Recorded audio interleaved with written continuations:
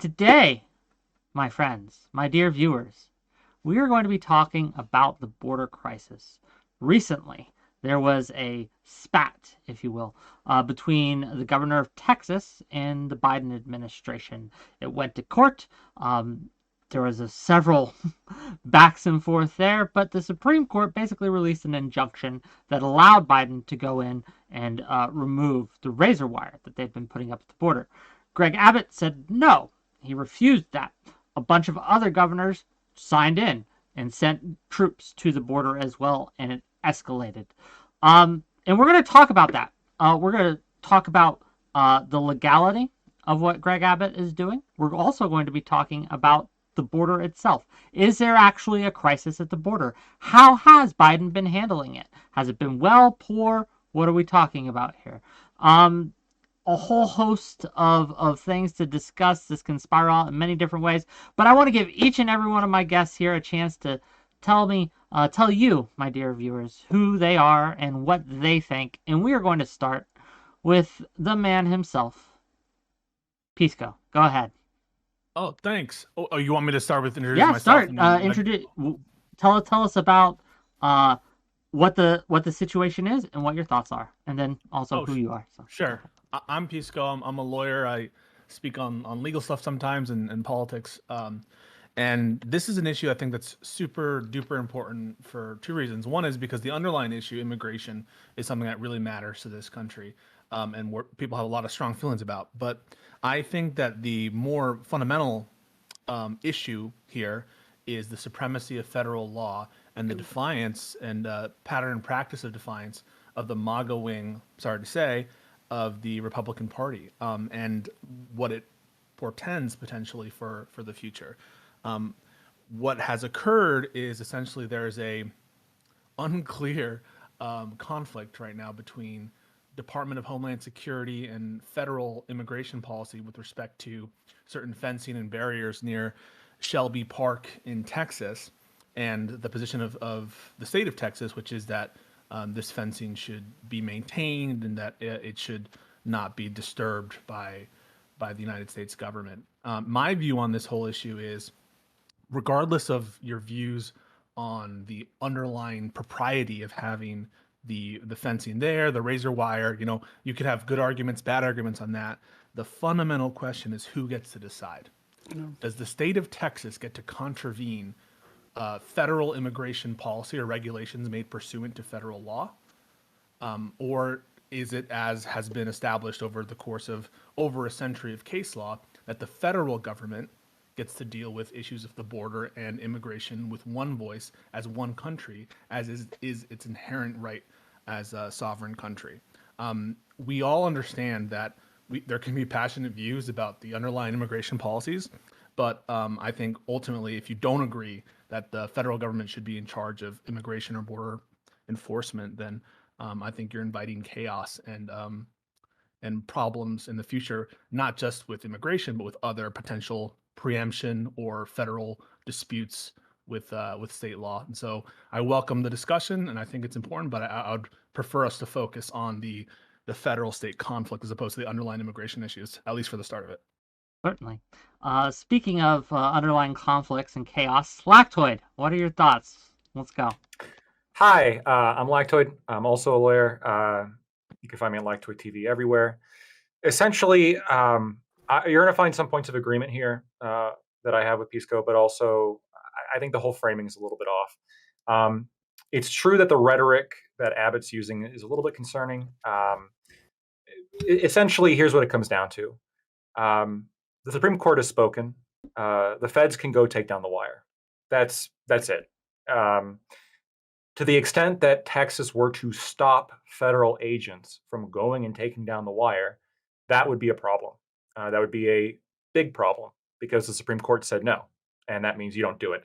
Just to be clear, the Supreme Court didn't issue an injunction. They just removed an injunction that was imposed by the Fifth Circuit, basically saying the feds can't take down the wire. And the Supreme Court said no, that injunction is removed. That being said, I think that Texas is not necessarily acting illegally if they just put down wire. And I think you're going to potentially see some Tom and Jerry shit where they're coming back immediately after the feds remove the wire and put down more wire.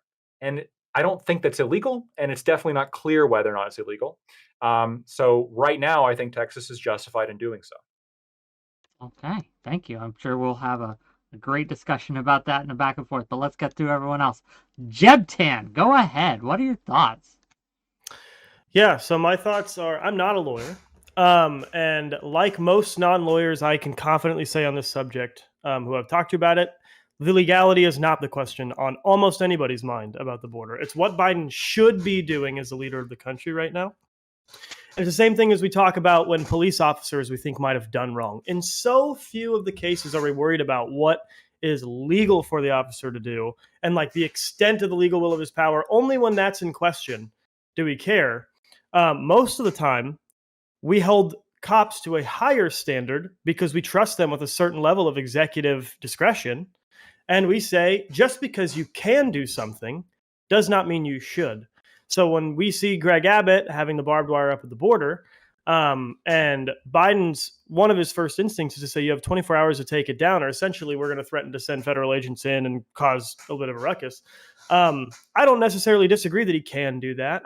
But I certainly disagree with the idea that he's not just going to negotiate with Greg Abbott and just say, hey, let's get in a closed door meeting or a Zoom meeting since Abbott's in India. Let's talk about a barrier in the Rio Grande, since that seems to be the solution you're pressing.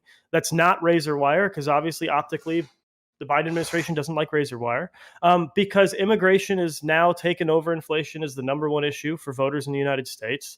You are using your executive action. You're using your executive power here. I don't want to conflict with you. I don't want to butt heads and just do this Tom and Jerry shit where I take it and you put it and I take it and you put it. Let's just meet together as the leader of the free world.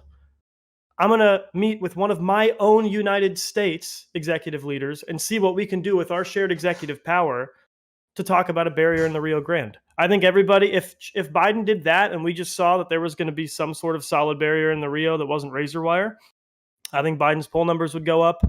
Greg Abbott would have a lot less leg to stand on if some of the people who think he's only doing this for show, if that's true, he'd have a lot less leg to stand on, and the people would get what they want, which is executive action at the border.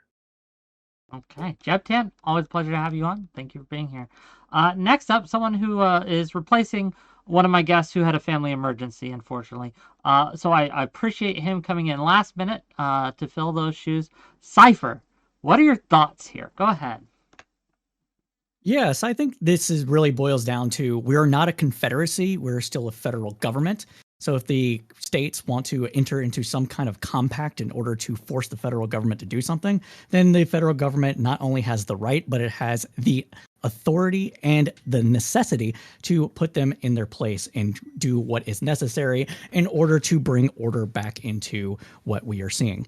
Now, we can talk about whether or not there should be barriers or what have you, but the buoy system that Abbott put in, what was it, 7, 8 months ago, that the Supreme Court, or not the Supreme Court, but courts found to be heinous. The reason that it was found to be heinous is because they were floating buoys that had razor wire and people were getting stuck in them. And not only that, it was being used to prevent federal agents from going in and saving those people because of the danger that those buoys represented. So we have a number of different things, here that are causing issues, not only with federal government, but also human rights, and that is where I'm at. So Abbott can get fucked. Okay, strong statement. I'm sure we'll get into it. Brianna, please.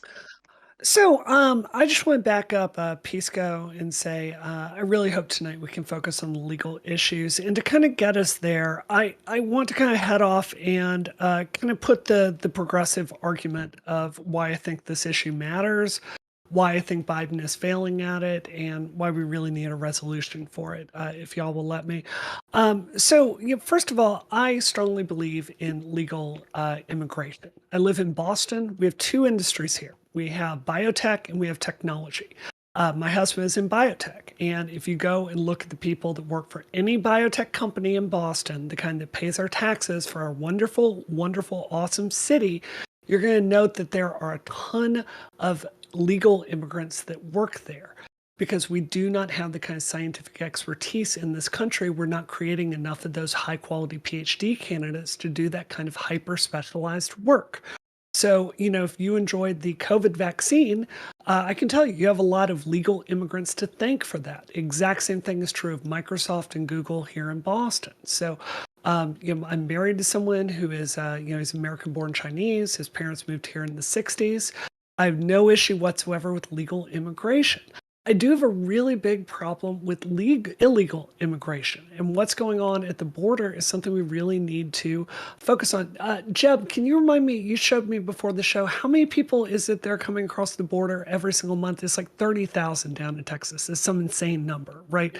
I don't know in Texas specifically. I just know the daily numbers are starting to average in like the 6,000 to 7,000s again. It's insane. It's absolutely insane. The number of people our border patrol is having to process. It is just, it's not tenable. And it's touching every single state in America. Here in Massachusetts, I think liberals don't know this because I didn't really get into it in detail because I read the Times and the Globe and Washington Post. And they just have not covered this story very much. They haven't. Go do a Google search. So you start looking really in depth into this. Do you understand we have like migrants going and living right now at Terminal E at Logan, even as I'm saying this, because we don't have enough housing for the, I believe, 3,500 people that have come to Massachusetts, and just no place to put them. We have a housing crisis here in Massachusetts for the people that live here. And now, like, we've got a crisis where we've got to build like somewhere for people to get started that don't live here. Because of federal law, states are held with the bill on all of this, right? Because the federal government is legally prohibited from spending money on this. So, when we have an illegal immigrant crisis, it means your school doesn't get funded. It means your community doesn't get a park. It means your hospital goes into deficit. All of this has a financial impact on your community. And that's before you even get into stuff like sex trafficking and drug smuggling and, frankly, terrorism. So, this is a really big issue. I agree with my conservative friends on this. And the more I looked into this, it's clear Biden has not done enough, probably because he was scared of running into looking like he was doing the same stuff that Trump was doing when he was president, right? Which is, it's a political convenience, but it's not an excuse.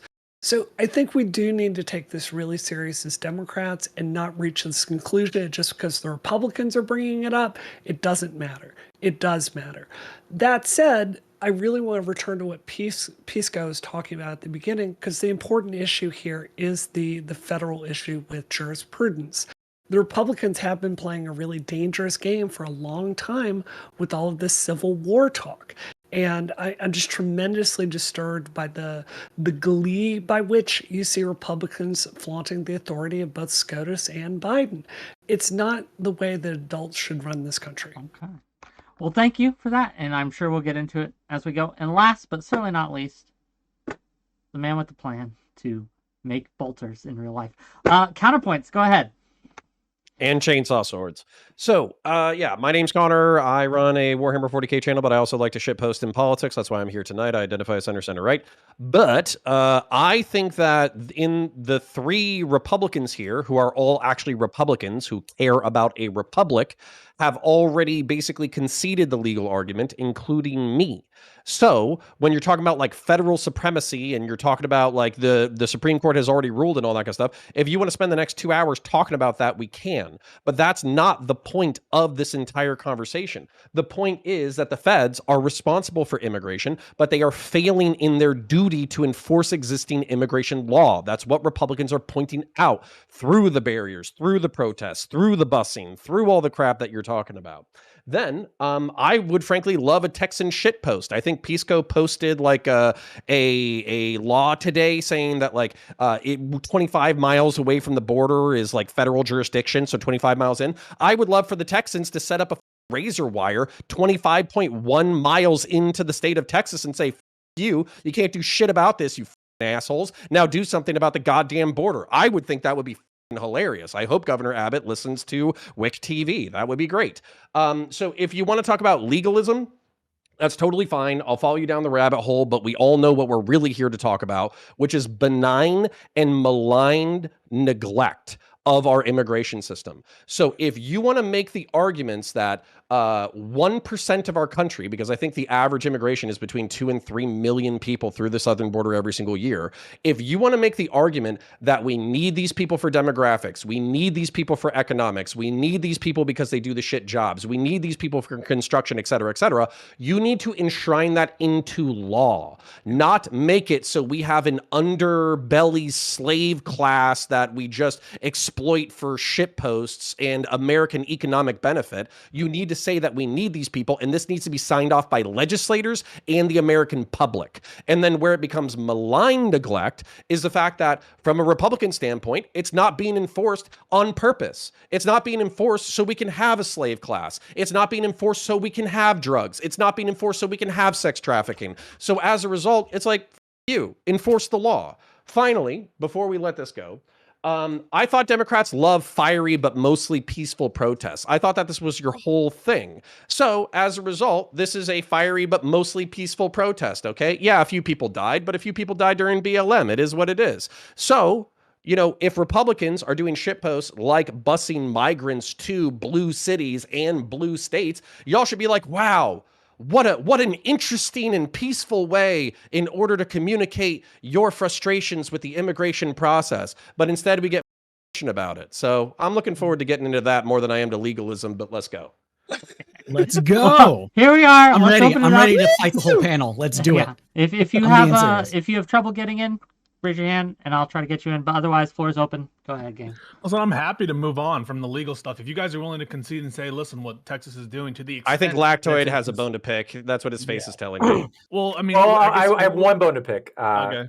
I'm a libertarian, Connor. I'm not a Pick your Republican. bone. Okay, I want to make Oh, that that clear. was- Absolutely that clear. was That's it. the main bone I want to pick here. But like, if you guys are willing to say here that to the extent, and maybe Lactoid will say, well, they didn't break the law, or they're not currently breaking the law, or something like that, and we can have a Not discussion about currently. that. Not currently, you know, I maybe can quibble with you, and maybe there's some ambiguity there. But if you're willing to say that the federal government reigns supreme on issues of the immigration and the border, and that Texas cannot do anything inconsistent with that, I'm happy to move on to talk about immigration more broad and about who's responsible and what should be done. Yeah. But I mean, that's up to you guys. The reason why, maybe I'm conceding for other people, but for me, it's like supremacy clause. Like, when has that been enshrined? Since like after the Civil War? Like, what so what are we gonna do? Are we gonna since before that, since the start of the Union? It's been Also, enshrined, since yeah. after. Well, I'm not going to deny that. Like, yeah, the law here is like somewhat clear, and that the feds have a role to play in border enforcement, and arguably, I think, actually, probably not even arguably, they're more important than the states, right? When it comes to what supersedes what. The Supreme Court said the feds can remove the wire. That's enough for me, right? Now, did they specifically say, it would be the most bad faith interpretation to say, well, technically all they said was that Texas can't stop them from, no. Like, the feds can go remove the wire. Principle. It's based on a principle, and that principle has been consistent and for a long time. And so when we have these people like Governor Abbott doing this invasion clause bullshit, I mean, I think you guys should be pissed off at that kind of like bullshit, like interpretation of words. But you guys don't seem angry about that or about his antics. No. Wait, Pisco, you would agree though that there's nothing necessarily illegal with Texas putting up more wire and putting up wire after the feds cut it down, as long as they don't stop the feds from cutting it down. I'm not so sure about that. Actually, I would think disagree with that. I'm not so sure about that. I mean, like, suppose for example that California was like bulldozing through parts of wall, and then the feds had to come up and build it back up. Would you say, like, absent an explicit order from a court, that wasn't illegal in the first instance? So I'm not willing to concede that, you know, active efforts to obstruct federal action on the border isn't illegal. And it seems like at least it's been somewhat established that prior to the ruling, the stopping of federal access to areas of Shelby Park, that was at least illegal from the Supreme Court's perspective, or at least it's very likely to be ruled illegal. Yeah, but isn't the counter argument from the states being like, well, we're helping the feds by giving them barriers and by doing this and by doing that and patrolling the areas and all that kind of stuff? Well, can we pretend to be retarded for prolonged periods? Can we pretend that we didn't get the emails or the updates or the memos or whatever? Because I mean, like, honestly, like, I'm down for the Looney Tunes ass shit that that everybody was suggesting, like who's going to run out of energy first, Texas or the federal government? Okay, put aside for a second the fact that it's on the who decides question. We also maybe agree the federal government decides, and just imagine that like the state, officials get to be like, I'm helping. Let's take the argument from the feds at face value. That is, when these people have crossed the river, they're in America. They're already in America when they've crossed like halfway through at that point, right? The river, right? So when they're on those banks, there's no authority for the Department of Homeland Security to just like throw these people back or to put them in a U-Haul and take them across the border. There are procedures that they are required to follow, either expedited removal procedures or full-on removal procedures. They don't just get to summarily throw them across the border. And so, sure, but Texas, we already know because of California, Texas doesn't have to abide by any of those. They can completely reject interaction with almost all of those. What do you hang on a second? That's not. He's inverting the sanctuary city argument. Yeah, and we're not even talking about that right now. State actors like the sanctuary cities, it's preventing and keeping state sovereignty and having control over their officials. What we're talking about here is the state of the DHS wants to go and apprehend these people, or at least funnel them into places where they can get processed for removal and expedited removal, or to assess asylum claims. That's the law, right? Yeah. They have to do that by law. One of the reasons why Biden is pushing for additional authority is to summarily push them, which he doesn't have the authority to do right now. And so, at that point, like it makes total sense all the sense in the world that in order to effectuate the removal proceedings, they have to have access to these people. They have to have access to almost like we need a $21 billion physical barrier between us and the state of Mexico. No, almost like we need a $21 billion physical barrier. The vast majority of people the vast majority of people coming through the border are not coming through in illegal points of entry. They're coming through legal points of entry. So that's one. Two, if you want to talk about forcing the laws on the books, then whatever your guys are complaining about the fact that we have to give them asylum proceedings, we have to give them refugee hearings, we have to give them expedited hearings, all that stuff right now is the law. International law that the treaties that the United States had. Can I ask a question about your first point? Are you saying the vast majority of illegal immigrants are coming through legal ports of entry illegitimately? Correct. Yes. Okay. The vast majority of people that are illegally within the United States have overstayed a visa. So would you agree that hold on. So would you agree that by instead of securing the border, opening a vast new number of legal ports of entry, Biden has actively contributed to the border crisis? No. When it comes to the asylum seeking process under international law that the United States is a party to, as soon as the person steps foot on the United States soil, regardless of where that is, they become a legal asylee that has to go through the proceedings of what that gets adjudicated. So every single person. Border encounters fell dramatically after they instituted those policies, and before you're like, well, they're just letting them in. At the very least, if you're doing it through the method that the Biden administration is doing it from, you are capturing a significant more amount of quantity than you would if they were just coming through the border. That these legal ports of entry actually reduced immigration, because those numbers have gone right back up. I didn't say we didn't say that. In terms of encounters at the border, the encounters have risen back up. They're back. Okay. Yeah. Well, it's going through the cyclical issue, and the reason that it's going through a cyclical issue is because the majority of this situation is not being pull process from the United States. It's not the United States pulling these people in with welfare or jobs or any of that nonsense. It's push factors. I know, I'm just saying this is where we're going to end up going down. It's push factors. It's the fact that their countries are shit. It's the fact that they are going through a massive turmoil from either gangs or coups or a number of other different issues. These are situations that the United States can help with, but those require funding from Congress. And that is what Congress has refused to do since 2006. Republicans have blocked every single comprehensive immigration policy from 2006 onward. This is why Lindsey Graham actually proposed comprehensive immigration policy, and the Democrats unanimously shot it down because it included border wall funding. So that's just not true. When was this done? Hold on. When was this done? Can I be conspiracy brained on this? Go ahead, be conspiracy brained. Yeah. Conspiracy brained on this is that neither one of the people want to actually solve this issue. I'm going to use my conspiracy brained globalist, globo homo, uniparty, like conspiracy theory rhetoric here. Okay, listen, illegal immigrants are cheap labor in agriculture, in construction. Their children are citizens who become taxpayers down the line. You know, that we have a demographic economic issue within the United States where people are having less than 2 kids per family. So as a result, we're having an issue there with our tax revenue. So it seems like we're all suffering from benign neglect. When a Republican tells me that he actually wants to solve the border issue, if they've been elected more than one term, I don't believe them. And if a Democrat says that, I laugh. What's that? Look at what's happening now. Republicans are balking at the fact that Biden is asking for authority in order to expedite removal. Yeah, they want to, and they're saying so they can get Trump elected. They want limited. Well, hold on. They want limitations on the authority. If you're watching these negotiations right now, they're expected to present a plan later this week. Yeah, I don't believe them. What the Republicans wanted was limitations on the number of times the president could use that power by year. And they're getting that because this is a legitimate form of protest that has added leverage to the Republican side and gotten voters what they want, which is immigration policy. To your question, I disagree that Lindsey Graham pushed a version of this bill during the Trump era, but as recently as February 14th, 2023, he introduced a bill that would create asylum programs in Central and South America, modify U.S. law to allow families to be held together safely longer, appoint 500 new immigration judges and requisite support staff, and treat unaccompanied minors from Central America the same as minors from Canada and Mexico, allowing them to return them all to their country of origin. And it got slammed unanimously. And that bill got slammed because they put the border wall first. So that came first before anything else. Show me who you are, and I will show me who your friends are, and I'll show you who you are. So show me what you've done in the past. I barely talked. Let's give it to Wu for a minute. So, I don't want us to get into a right versus left screaming match on this.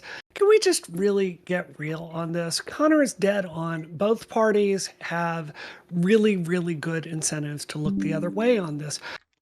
My Republican friends, I love you guys, but your language on this stuff is so deranged sometimes. It makes it really hard to get buy-in because you do talk about this stuff in the most racist, dehumanizing ways imaginable. That it makes it really hard to come together even when it's really important on a bill like this with you. And from my own side, look, our numbers with Latinos suck. They are understandably really angry at us because we have failed to pass the Dreamer Act time and time again. We've been holding in front of them like it's this shiny object. We're finally going to have a pathway to citizenship, and we just keep failing to deliver. And obviously Biden is afraid of the same images coming forward if he gets really, really tough on the border that we saw over and over with Trump. There is a constituency in the Democratic Party that has been yelling every time Biden has taken these small actions on the border. So as far as I'm concerned, there's plenty of blame to go all the way around. Pisco, I have a question I want to ask you really directly. Help me understand this. So Michelle Wu in Boston got in a lot of trouble nationwide for having a clip about talking about like how everyone has a right to come here and claim asylum. Everyone can do this. And as I understand it, that is international law. That's really hard for me to reconcile when I read stories in the New York Times about people crossing a river 3 times in the same day, getting medical treatment, going back and doing it again, and coming here and just going asylum. I mean, is that really the situation? Am I understanding that correctly? Yeah, there's international treaties that require or that America signed on to, which make a lot of sense. Yeah. A lot of them were signed on to in the wake of the Holocaust to give access to protections and procedures in place, not just asylum, by the way, also protections against removal. There are other temporary protected status, other kinds of protection offered pursuant to American law or to treaties that is mandatory. And you can say, well, some people abuse it. That's the cost of sure.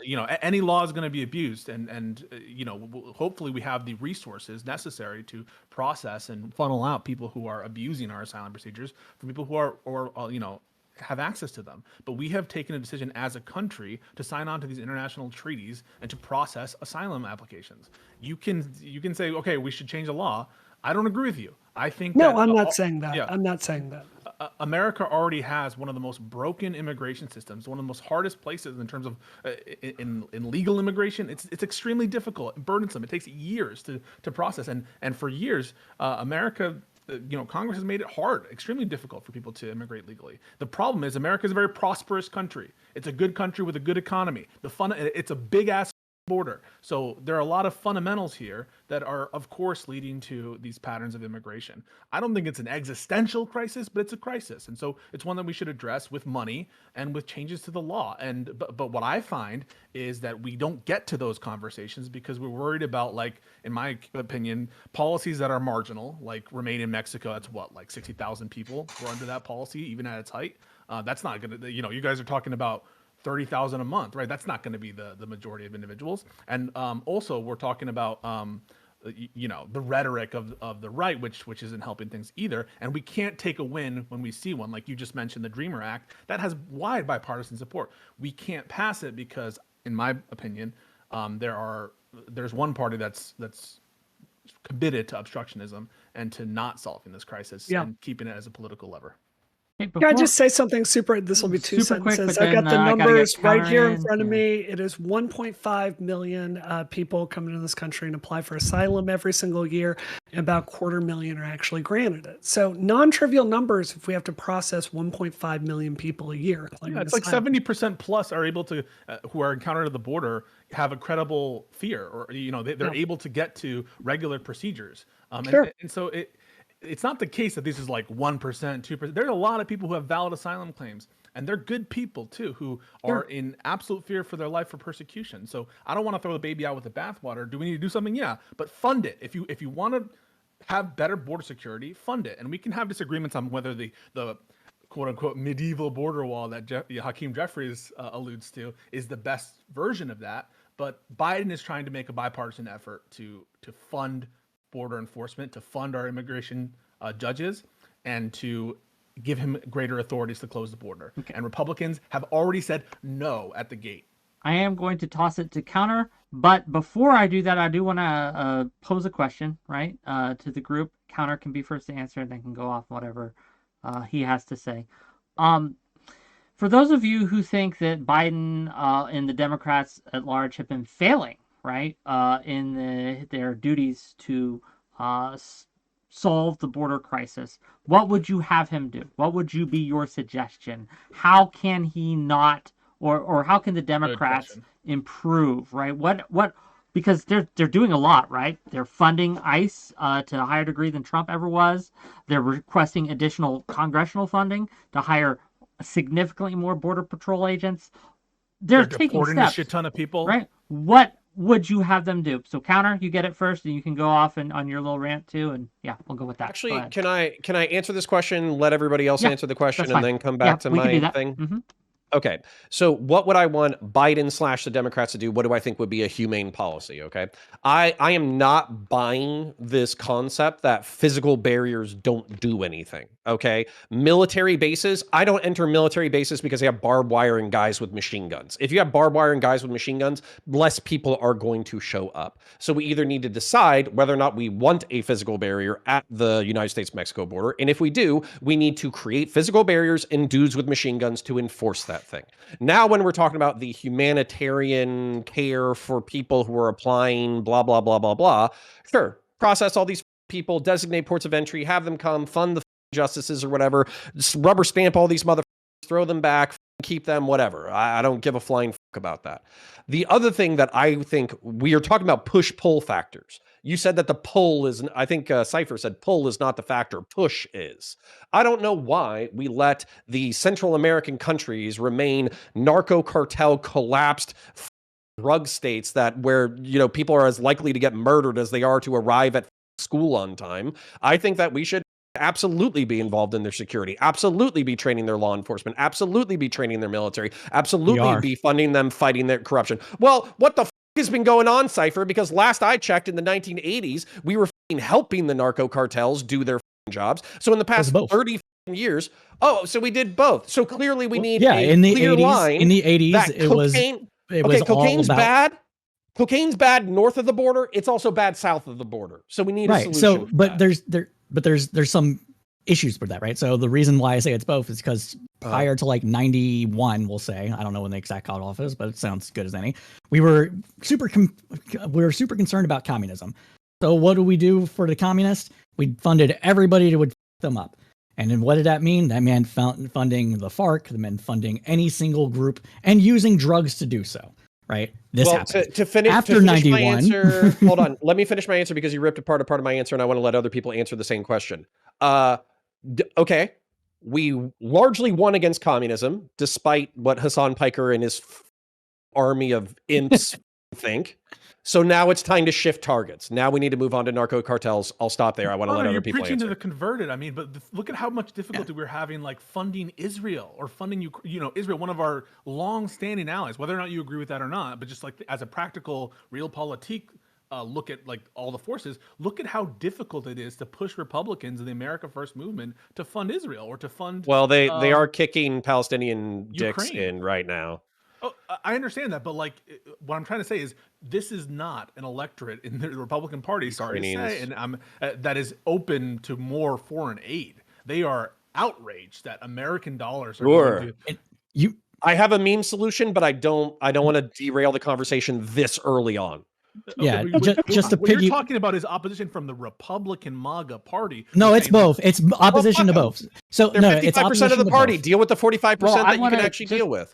I do want to let Lactoid and I want to let Jebtan get in here too, because again the question was for the Republicans on the side, and the Canadian /conservative /libertarian, whatever the are, Lactoid.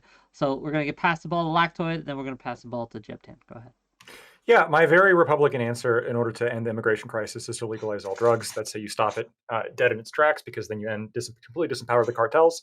Once the cartels are out of power, Mexico stops being a shithole, and then people want to actually stay there and live there. That's how you solve the immigration crisis. Just a couple responses to some of the things that were said. So real quick, Pondering Politics for $20 is forcing me to do this. Pisco, Cypher are Bay, Connor, Lactoid are Picks. Hi, Bree. Hi, Jeb. Okay, there we go. Sorry. Okay. The asylum process is absolutely abused. It's true the treaties and the laws are mostly post-Holocaust agreements that are directed to protect people who are persecuted based on protected characteristics such as race, religion, et cetera, et cetera. It was never intended to protect people who are fleeing gang violence, even, or seeking economic prosperity, which is most, if not all, of the illegal immigrants from Mexico.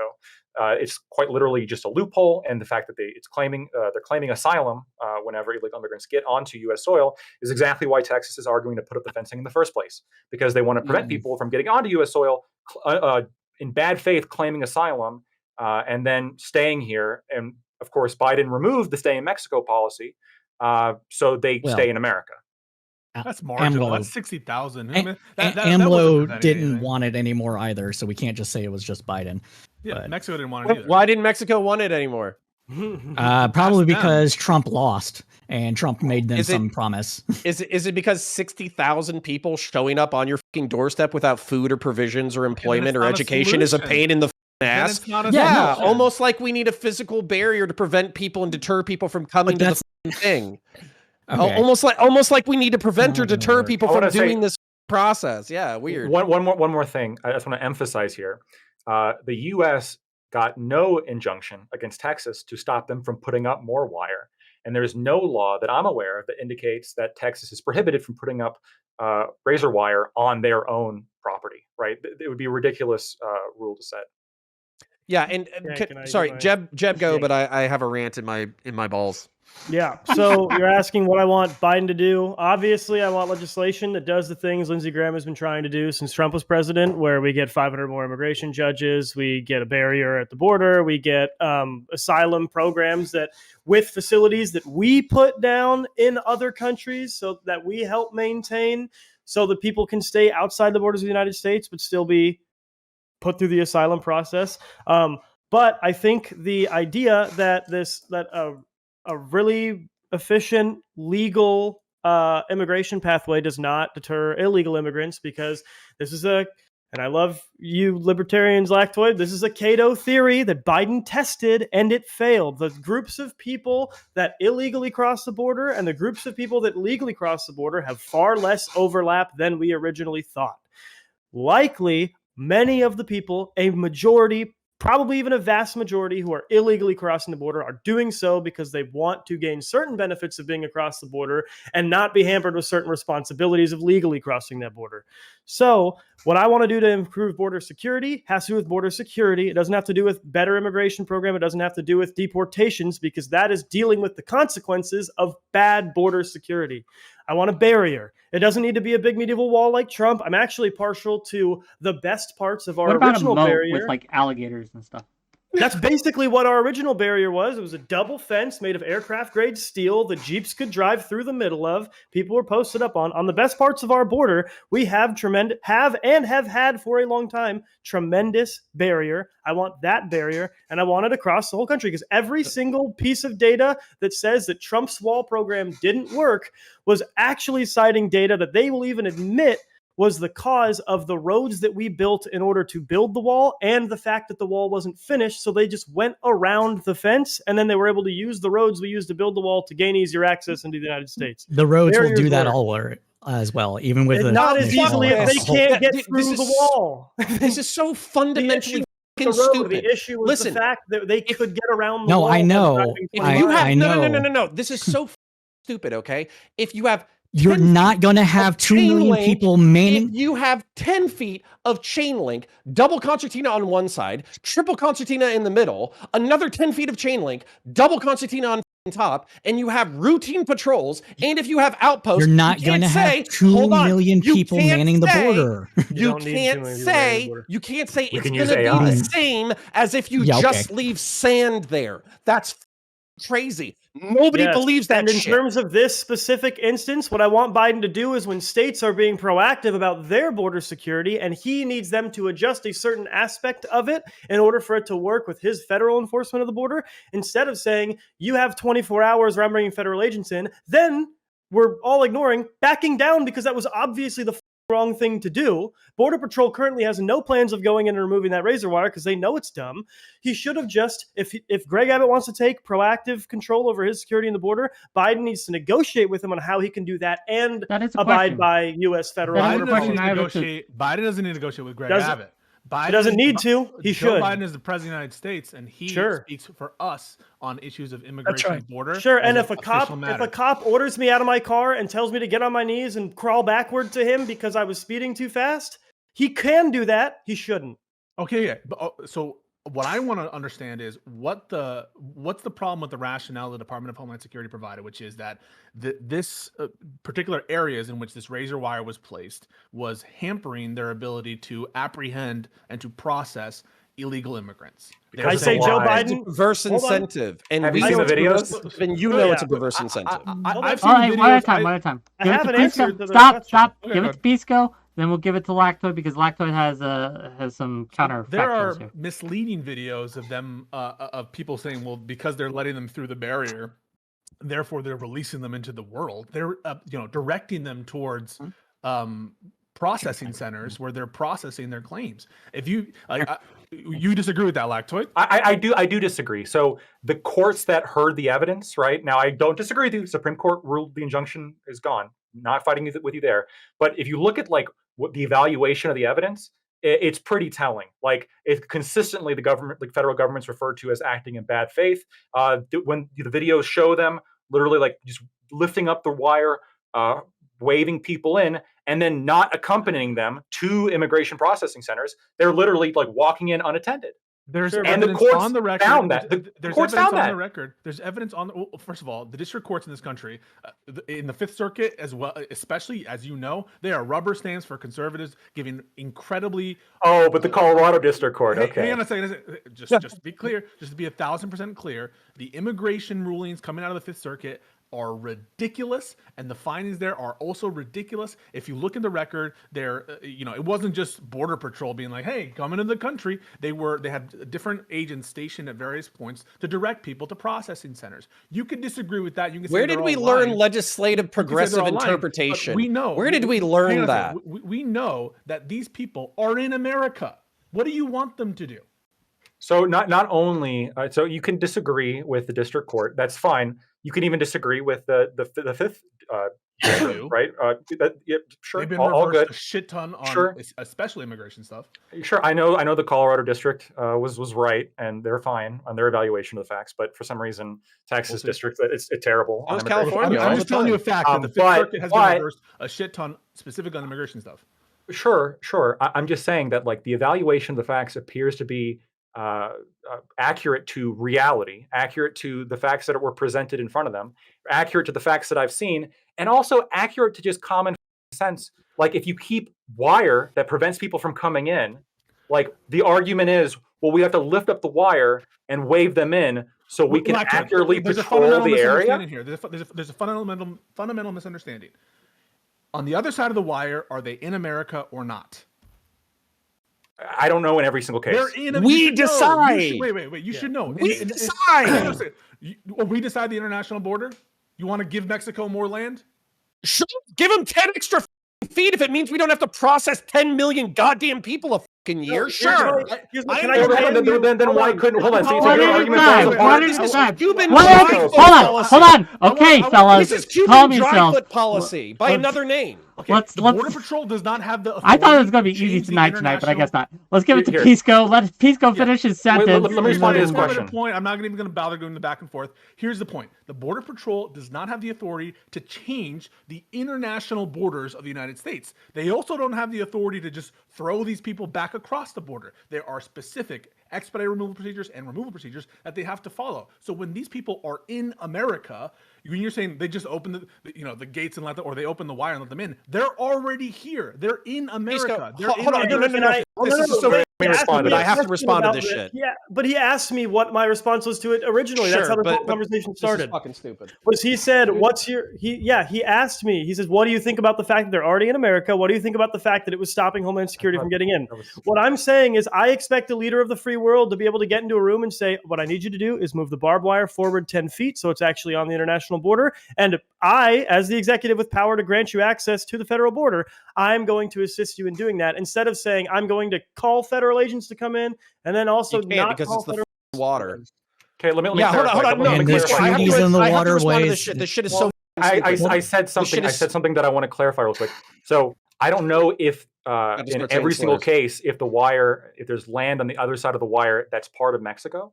I'm sure that in a lot of the border, especially along the Rio Grande, you're going to have land that's U.S. that the wire is not fully covering. I don't disagree with that. Right? That very well may be the case. What I don't agree with though is that this is the case for every single instance. Never said it was, but in this instance we're talking about. This does not apply whatsoever to the buoys that were located within the river, right? That's obviously the buoys were taken to international court by Mexico because of the international treaty we have for Rio Grande to not obstruct waterways. Now you can say that that's bullshit because it wasn't obstructing the water, but that's what happened. Sure, whatever. It's bullshit because it obviously wasn't obstructing the water. But then, so I think the most important point here, though, is that when the courts found, and the evidence seemed to demonstrate, now maybe the district courts is absolutely bad faith, that they didn't bring people to immigration processing centers after they let them in. They lifted up the wire, basically waved in large groups of people, and then they wandered in and were left mostly unsupervised while they walked roughly a mile into the interior of the United States. Okay. Okay. Give it to Wu, and we'll give it the counterpoints. I think we're going down the entire wrong tech track on this, just to be really honest. I don't know if y'all have seen the videos of parents like trying to get their children under this razor wire. It will break your heart. I mean, I want for you to imagine a mother like putting her literal infant down on the ground and then jumping on top of the child and then like having her back shredded as she like crawls under the razor wire to try to get her baby to the other side. It is heartbreaking. And I think that like this is 2024. We have better technology here. There are a lot of people, they're very serious about working on remote drone technology to actually patrol large areas of land. I think like I'm sure we've seen all the stories about drone attacks lately. This is obviously an area that we're going to need to invest in for a wide variety of military applications. Instead of like building a concrete wall from sea to shining sea, what does make sense to me are two things. The first thing is like we developed this technology, we developed the infrastructure to have drones going up over the sky with infrared sensors and looking for migrant crossings. And secondly, we get over this cultural aversion to like funding the border security the way that it needs to be funded. We professionalize them. We get these incidents that are really hard to read about. We get those under control. We professionalize them and we let them go out and do it. Like it just seems like if you're talking about like razor wire, it's an idea that is never going to fundamentally solve the problem. It's going to take processing facilities for people, and it's going to take like some sort of virtual system to get law enforcement to respond to it. As well, but razor wire is also going to help because it tears up people's backs when they try to crawl through the border and almost like it's there to deter you from crawling through the razor wire. I'm going to toss it Okay, to Counter, yeah, and then I'm going to toss it to Cypher. Yeah, Counter, then Cypher. I have like a fucking rant stored in me from 10 minutes ago. All right, so putting kids through razor wire, okay?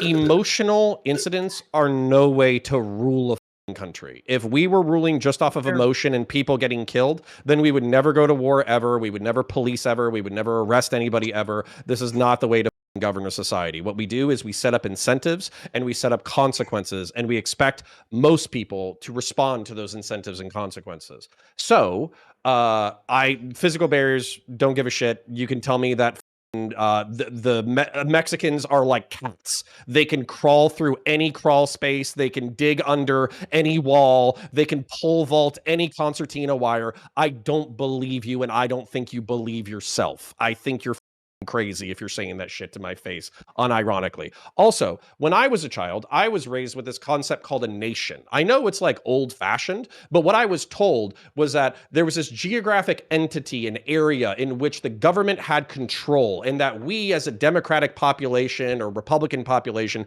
passed laws in which there was rule of law within this area, and that there were other countries that existed that also had rule of law and also had their own little rules and idiosyncrasies. But America was the best because God damn it, we just are, okay? That's what I was told. And within that conception was the line of like geographic boundaries, okay? And what I've been told is like Loki's wager in reference to the border, which is you can't put a physical barrier in the water because it's physically difficult, but that's where the international border is. So therefore, if somebody gets onto the 50% of the Rio Grande, then they're in the United States. Therefore, they mandatorily have paperwork. Then we also have effectively the Cuban wet foot, dry foot policy. Okay, it's a gay law, and you know it. So it's not Biden's fault. And first of all, I resent you using that word. Okay, gay, G-H-E-Y. Use it as a synonym for lame or, which I know you also probably don't like. So anyways, the point being that we have Loki's wager with the buoys, we have Loki's wager with the water, we have Loki's wager with the sand, we have Loki's wager with the beach. So now Texas has to build they have to build the concertina wire 25 miles inland from the actual physical border in order to deal with this problem. Do you know how obscene and that sounds compared to the actual logic of defending the physical barrier of a nation state? First of all, for someone who's really against emotional appeals, I mean, like, I don't know what to make of that 80% of what you just said. Are you suggesting that America wasn't a nation before the 1870s when the first immigration laws were on the books? Obviously it was. Do you know how we enforced that? With violence and guns. That's how we enforced it. Yeah, but is that what we should do? Just to be clear, America was a nation before the first immigration laws were passed. We didn't even have a fully functioning immigration system. It was run by the Treasury back in the good old days, and by state officials who were hired and used as part of the Do you think that was a good system? No, I don't. I think that there are reasons to have an immigration system, but I'm trying to counter your emotional appeal that we're not a nation. If we don't, come on, we were a nation before we had a fully functioning immigration system. It's it's No. immigration is an See, important here's the thing. issue. Is an important issue for 100%. But your appeals to existential destruction are absolutely unwarranted and I don't catastrophizing. have any appeals for existential destruction. As a matter of fact, my meme solution is annexing all the way down to Panama. Bring all the Browns in, make them all American citizens. See if I give a shit. Why I don't we fucking sell love Mexico Mexicans. back I to- love Mexican Why don't we food. sell Texas back to Mexico? I'm curious.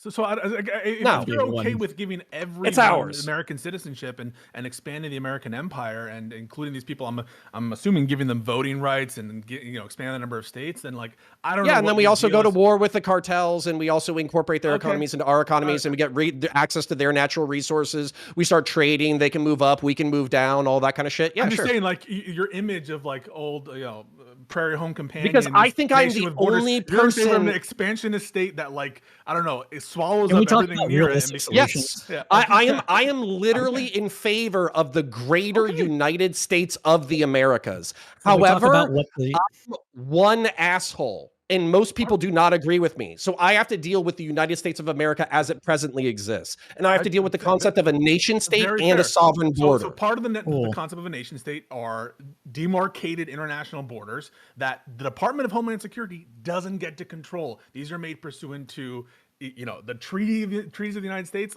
that are long beyond our ability to like negotiate. So at where this point. can the border be enforced? But It can be enforced. It can be enforced 100%. Like By physically taking in the we're world's talking poor about- and processing them through an administrative system every single time. No, what we're talking about is like the absolute mischaracterization of Biden administration policy, where you see those images of people opening the fence and like they're letting people into America. They were in America, and Department of Homeland Security does not have the legal authority to just like, I don't know, screw with the law or like screw with the international. So border. you're telling me this is basically what you're telling me. This is my takeaway, which is why I'm so frustrated by it.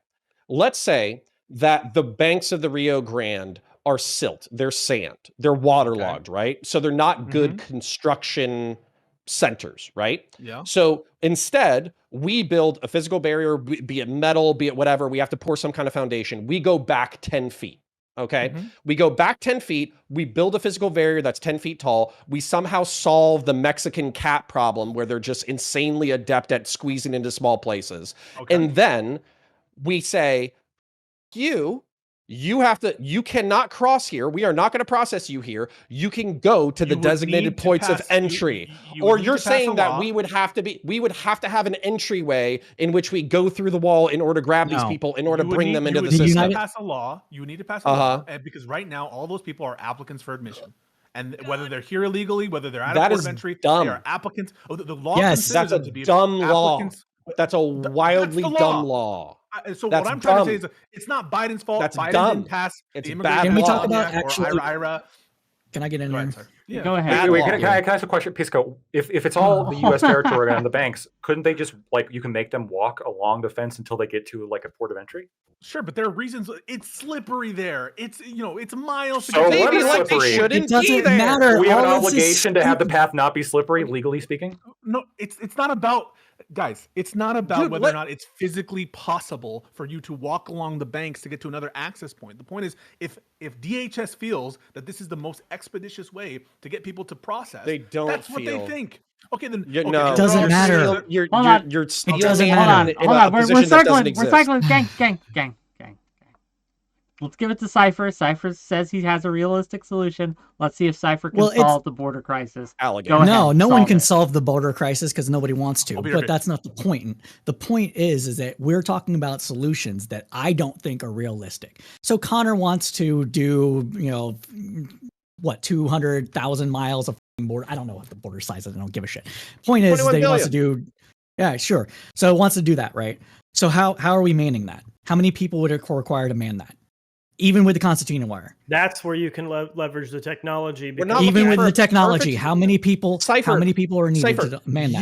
you know, and I know that every Republican and libertarian here is not looking for a perfect solution. I We're know. looking I want for to a know. I want deterrence. to know how much of a deterrent is worth the cost.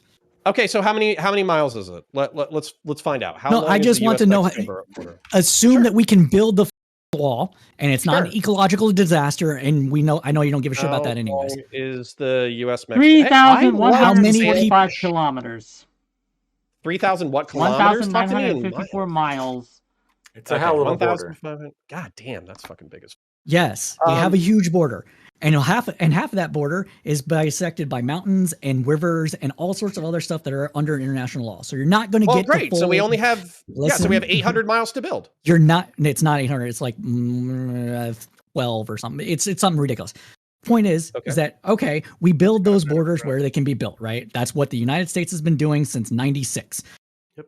How many people are you going to hire to man the border in order to make it deterrent enough to stop those push factors from actually pushing people to just take stuff with them, go through legal points of entry, come by plane, come by boat, have stuff with them to cut through 3,600. concertina wire? 3,600 3,600. people. That's it? You think Yep. that's the only amount of people we need? That's you all get I that need number to. That's all I need to patrol the physical border. It's one person for every mile, and it's 3 shifts. So you're going to have a 3,600 manned military response. To Sure, the let's say it's 36,000. We just got We more than that employ into the more IRS. people at Busey's in the United yeah. States. And What how the much fuck is are that- you acting like how much does that 3,600 is a big cost? deal? How much I- does Way currently less- processing them the way that we do cost? 3,600. We keep a 500,000 person army. Yeah, do you think you it shitting costs me? You more- want it? Do you think it costs more to pay those wages or to literally house and feed How many is all of the CBP people right who cross now? out? How many were they gonna hire for CBP? How much were they gonna Guys. increase them by? That doesn't 1,200? matter. Currently, the largest law enforcement organization, I believe, in the world. DHS has an incredible amount of employees. Listen, if you want to expand the number of Half of them agents- are Border admin? Patrol. Border Patrol itself is not though. Border Patrol itself is 21,370. So say that those Oh, so I'm 3,600 talking about a Yeah, you're talking about 5% maybe increase. like 15%, but yeah.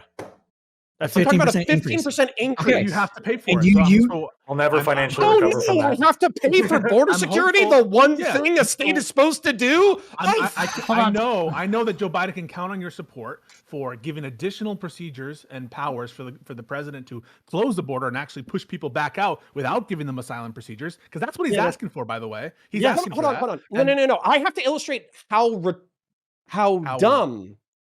How dumb. I caught myself. I caught the R slur. How Thank you, dumb what Pisco.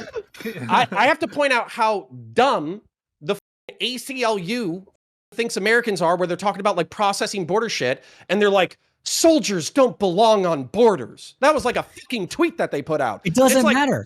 Borders are the one place that soldiers belong. No, I'm Are saying you that. fucking shitting me? I'm saying the ACLU saying that stuff doesn't matter. We're talking You're amongst us. telling And me I'm the asking same you thing. for a You're saying realistic that we can't solution. afford 3,600. Don't have We a- can't don't say have a that. trigger I on my It's don't- phone. too expensive.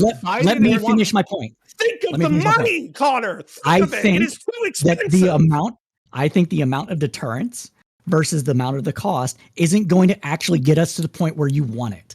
I think that Okay, it is hold a on, hold on. losing gambit because Listen. of how crappy Central and South America are and how prosperous the United States It is. will almost certainly I'm gonna reduce the take- cost enough to be worth it. We're going to spend $451 billion to care for migrants that enter the U.S. illegally this Okay, year. 400. I'm The gonna reason take- we're paying. Hold on. The reason that we are Mhm. paying that much money right now is because of U.S. law that can easily be changed to make it where the states don't have to shoulder that burden. That's That is what the we're actual saying. solution. Just run it on the national And- deficit. That's your No, we solution. don't need to write on the national deficit. We just need to give them the ability to get We jobs, can't and then afford- they can do that. What do you mean? And Give they them won't the have to be ability? We can't afford the supported. Hey, 3,600. hey, hold on, hold on. We can I afford- got a great I job disagree idea. with I that. got a great job idea that we can give them. Why don't, just right? We create solve both of 400 these things by giving They them could the be the job to agents. patrol the border. I'm listening. That's what I was thinking that too. Oh my That's, God! It's Second soldiers. generation Hispanics The patrolling reason- the border. the re- Yes. They The bring reason it all why New together in York- droves. They speak We Spanish. need to talk about all this. The They reason speak why New Spanish. York, the reason why New York, Chicago, and other liberal states are having the issues that they're having with the amount of immigrants that are being busted in there, and good on Republicans. You made a masterful move. Good on you. Yeah, The thank you. reason that they're having all these issues is because one, they have a pretty generous welfare state. Two, they are not legally allowed to let them work. The process to get a work permit for an asylum seeker or a person that is admitted to the United States otherwise is anywhere between 6 months and 14 months. Yep. Fair You're point. right. Anyone So who if practices it's in only a immigration knows month, how long it takes for us So to get. your solution is to give Nope. them another pull factor. my That's an interesting- solution, That's my an interesting solution tactic, is to Cotton. Let's see speed how it up the plays out. process in Yeah, man, general. rock and I roll. don't care if they get. I don't care if You they know what? get jobs. I don't care if You they know get. what? I'm going to come to denied. your side. I don't care about any of that. I'm going to come to your guys' side. The Rio Grande banks are slippery. We need to build cement patios across the Rio Grande so people can walk in. We need to expedite them being able to get jobs. We need That's to not what not I have said, though. physical barriers Can I because give physical barriers don't prevent anybody from doing anything. Armed men don't prevent anybody from doing anything. As a matter of fact, we just need to Connor, make you this want whole these people to process be citizens easier. anyway. Connor, you want these people to be What? citizens anyway. You've said that you No want them- one agrees with me. Okay, I'm but dealing like, with the don't world start as it crying. is. Don't start crying and be like, "Oh my god, we have to take." I didn't- In your ideal world, you want all these people to be citizens. So I don't understand why you're In mapping please- onto the the. militarist what's wrong with them Starship working Troopers while they're Greater here? America. And Connor, Shut up, please, libertarian.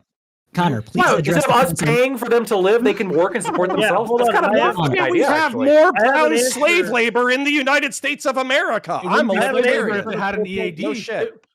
Why would it be if you have an employment authorization document? Why would that be slave labor? They'd be subject to all the same protections that American workers have. Because Which we could remove those $7.25 protections is because still they slave shouldn't exist labor. anyway. Okay, then what you're saying is that the minimum wage should be raised.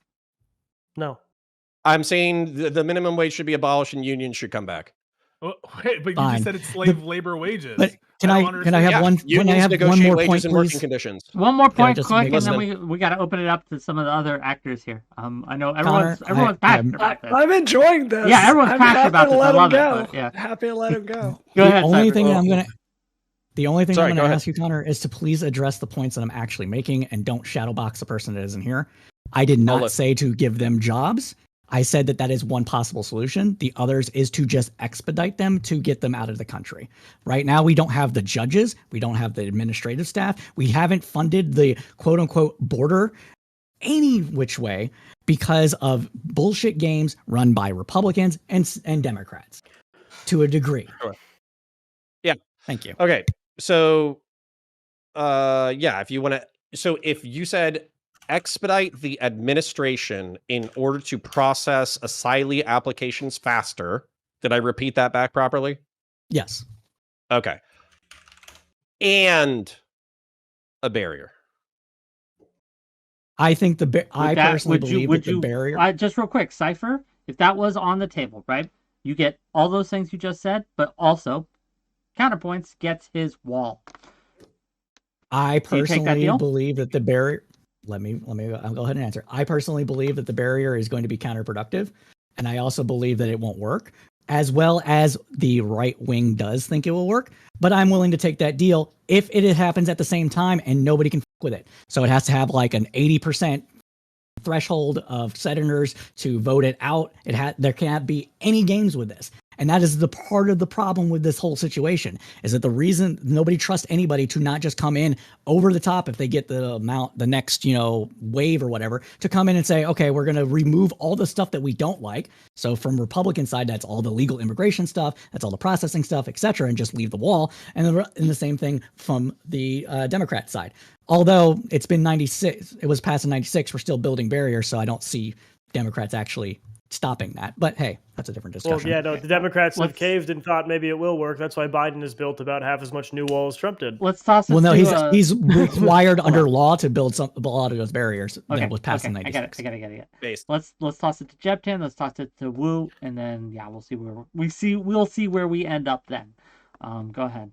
Don't worry, I still got plenty of passion for you. So I mean, there are solutions to these push and pull factor problems. Like the issue is with the immigration system isn't that we don't want a pull factor for immigrants. The immigration system, in a lot of ways, in a lot of periods of time, depending on the one you're talking about, was designed to create pull factors for legal immigrants that want to do things the legal way and don't want to overtax the United States immigration system, and push factors for those who try even one time to illegally cross the border. That's some of the things that we're hearing out of these negotiations are changing about the Democrat proposal. A lot of the Republicans that are trying to make it more palatable to Republicans are adding in tremendous things to this bill, like the idea is being thrown around again about the asylum centers being in other countries. So if you haven't touched one of those asylum centers before you've gotten here, you've illegally crossed the border, and you're not automatically an asylum applicant because you're not, because there was an asylum application you could have filled out in your country and you didn't do it. So now we get to say, fuck you, you now can't apply for asylum, which is what we should be doing to people who try to illegitimately claim asylum. And that's why we need legislation that says if you cross the border, you're not automatically an asylum applicant. Democrats would never put that in a bill. There are a lot of problems. There's a lot of problems with what you're saying. One thing though, Biden tried that with Venezuelans. It was blocked by the courts because of international law and United States law. So this is going to be an issue that you're going to have with that kind of law. I'm saying if you pass United States law that allows for this, even if you pass the United States law, it's going to come up against international law, which the United States is party to through treaties under various circumstances. What international That's code going to be the issue. What part of this are you saying violates international law? And I want you Peace Code's going to have to answer the exact legal thing that I'm talking about. I've only read about this. I'm not a legal scholar. Sure. What part? I'm guessing he's talking about asylum centers. Well, let's let Peace actually answer it. I don't know. Title 42 expulsions is what he's referencing. Oh, but that was voluntarily done by the administration because I'm not talking about Title 42. You're not? Okay. No, I am talking about Biden tried to have the Venezuelan thing specifically, where there was going to be 30 or 40,000 a year applications accepted at the U.S. consulate from for Venezuelans specifically. That was an injunction was done by the courts, and then I think there was something where the courts set up. There could be. Are you talking about expelling the Venezuelan migrants to Colombia without a chance to seek asylum? That was in January 2022. I'm talking specifically about the asylum claim process that Biden was trying to get. Who cares? These are small Yeah, potatoes. this was Title 42. These are small potatoes, and this is my fundamental problem with what Jeb 10 is proposing, right? So, like, for years, the Congress and the federal government has tried to increase costs on people who overstay things or who do bad things in the process of of immigration. The 3 and 10 year bars on admissibility for overstaying legal status here, those were enacted under Bill Clinton, and those were supposed to be really, really like punishing things, right? If you overstay for over a year, you're barred from the country for 10 years if you leave. It doesn't work, right? This processing. It doesn't work when they're already in the country. We need to do it before they're in the country. We need to say that just by entering the country illegally, you get these pushbacks. We already have that as a law. The carrot is too good. You want to process 60,000 here, 30,000 That's there. fine, but it reduces the cost of dealing with these people later on because we say, hey, you're not allowed to seek asylum. You're gone. There's no cost to the United States anymore. For me, those are small potatoes, and what's more is it's not. You said 1/4 of people who apply for asylum get in. That's 3/4 of them we could just be turning away at the door because we already know they're not going to enter the country. You don't know ex ante which claims are meritorious and which are not. And the truth is, what you're proposing is that there be some kind of third country protocol. Usually in current law, we have a requirement that for safe countries, if you have an agreement pursuant to a bilateral, multilateral treaty, and we only have one with Canada, that can become a requirement. But these places on the way to the United States, from Guatemala, from El Salvador, these places, hey, let me finish. Are not safe countries. They're not good places to get asylum. They're not safe. Mexico, I was thinking this earlier. Hold on. Okay. Well, both of you hold on. $7 from Testicle safe. Johnson. Texas belongs to Mexico. We need open borders. As an American, it is the only empathetic choice. But I do want to throw something into the ring after Counter goes. So I know you want to go to that. Then what's the homicide rate? Go ahead. What's the homicide rate in Baltimore? I don't know. It's like 60 per 100,000. Yeah, what's the homicide rate? What's the homicide rate in Central America? Yeah, what's the homicide rate? I have no earthly idea, but we know. Yeah, it's like 20 or 10, depending on the country. So they have double the homicide rate, but we have American cities that are like quintuple the danger of Central America. And you're like, bring them in here. Yeah, whatever. Who gives a shit? Because we're not a like for like. Are you comparing? Are we a safe country? Okay, I think America's a safe country. I don't know about relatively speaking, it is. Yeah. Okay, so if what you're saying is America is a safe country, right? And Canada is a safe country, clearly, right? What you're saying is a rational person would see no difference in security as between America and Guatemala and the narco state of Mexico. That's what you're saying right now. Of course, on not. live No. Twitch TV. Okay. No, that's not what I'm saying. Stop Wait, about wait, this. wait, why does the No, that's not homicide what rate I'm matter? We all know. Okay, why that- does the that homicide rate Central matter? Because America- I'm using that as a heuristic to analyze whether or not a place is secure or You happy. can't on the one hand be like, oh my God, we need There- American military. Let me finish this, please. There- Please, let me finish. Uh-huh. You can't on one hand be like, we need military intervention in all these places because the drug cartels are running muck. It's fucking great. Like they're cutting people's heads off. And on the other hand, be like, well, it's safe because you compare to Baltimore. So like, who cares? As between Baltimore and No. the narco Hold on. Let me Who can be expand. partial to one? This line of Allow argument me doesn't to matter, and that's what expand. Lactoid's trying to say. Yeah, Allow like, can me you to elaborate? Like, expand. what's the point of bringing up the homicide rate at all? What's the point of me bringing up the homicide rate? Well, either of you, right? Asylum Okay, doesn't. I It's can not, tell it's you. not the I can homicide tell you. rate. So I can tell you. So there's a principle that Connor's referring to, which is if you're able to apply for asylum on the way to a place that's not persecuting you, then shouldn't we impose that as a substantive requirement for asylum? Do you understand what I'm saying, or no? Well, I understand what you're saying, but like, you understand that just because there's a high homicide rate in an area doesn't mean that you're being persecuted based on a protected class. That is true, that you couldn't necessarily be persecuted, but in American law currently what we have now is that there's a carve out for third country type situations if it's a safe country, safe agreement with that, and the only one we have is with Canada. So under And current Connor's law, saying to change those laws. That's Well, why and I I'm- said this I'm- line of no, and I'm- argument. I'm I talking don't about think that we should be forcing what people to I get, am like, asylum in Guatemala or in Okay, what I'm talking about is But Mexico's comparative reasonable. comparative safety. That's what I'm talking about. So we have just deemed all of Central and South America, and by the way, there's other motivations for military intervention in Central America or security, not even military intervention, just security and anti-corruption intervention in Central America besides the homicide rate. My point here is that while it is fun to pretend that all of Central America is just death squads and murder and mayhem and all that kind of shit, large swaths of it are safe. But we're acting like through the magic of transitive properties that you can leave, I don't know, Belize, which probably does, or Panama, which does have a low homicide rate. But because like you're in Central America, you can't possibly be safe until you get to the United States border. And you can't possibly live anywhere else besides the United States, which is just bullshit. It's just, it's Okay. propagandistic bullshit. I wanna pass the ball to Wu for a minute. Just real quick, actually, $5 from Artemis Fowl. El Salvador has less homicides than the U.S. does now. Why isn't El Salvador considered a safe country to Pisco? But I think we just Well, they're went through that. just getting their El shit Salvador. together, so. El Salvador. I had an asylum case out of El Salvador. There are a lot of gang related stuff there, and unlike, Not anymore. So Thanks to US. just to be clear, I know that Lactoid said gang violence shouldn't be included as a ground for persecution because there's no nexus to state action, and typically, historically, you require protected state action. class. But I think here there is a clear link and nexus to state action. in that Yeah. most of these states are unable to control what's going on there, or they are complicit in that they are ingratiated with and integrated with the cartels in a way that Connor's pointed out. And so I don't think it's as clear as saying, well, cartel, therefore not asylum. And I think there even under the Trump administration, there were some claims of gang-related asylum, even though they were much less Hold on. under Just- a memo that just that to Sessions dim- passed. Let me respond. Let me respond to that. I'll real let quick, you go. please. Yeah. Yeah, just to be clear, I didn't say state action. If I did, I'm sorry. I said based on a protected characteristic, and those protected characteristics are laid out by the treaties that we have, for claiming particular asylum, which is social things like race, et cetera, et cetera. No. So your membership in a particular social group, that is to say, of individuals who have made enemies with the state controlled and enmeshed cartel system. That would seem to me to be like This is the biggest stretch. I no, wouldn't Because consider it a they're stretch.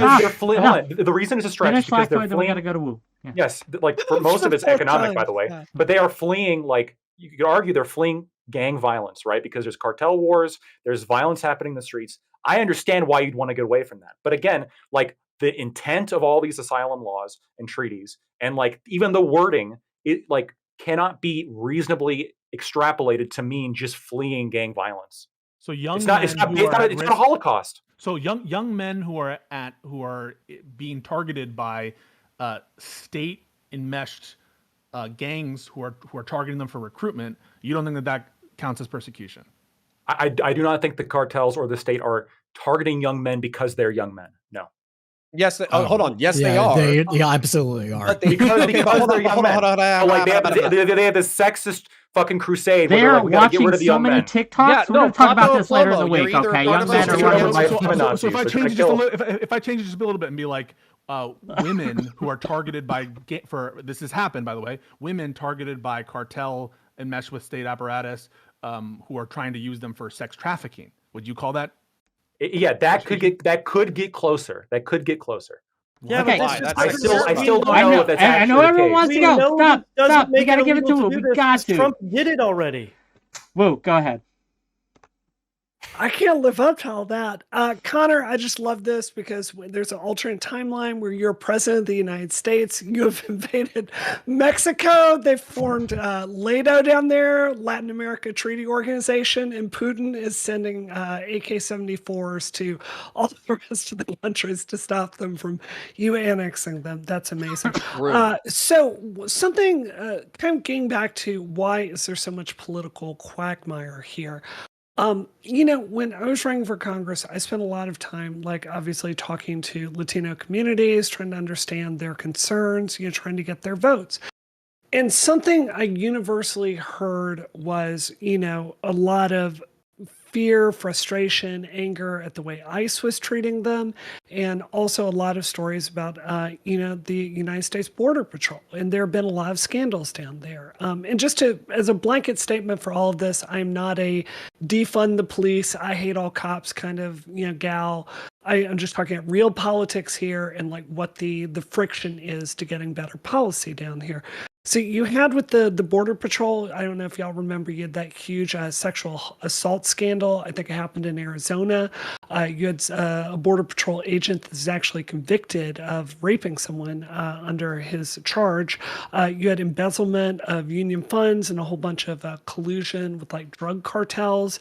And, there is a real culture that has been reported on, and people sense that the Border Patrol, like having a lot of disdain for the people they're trying to keep out of the country, right?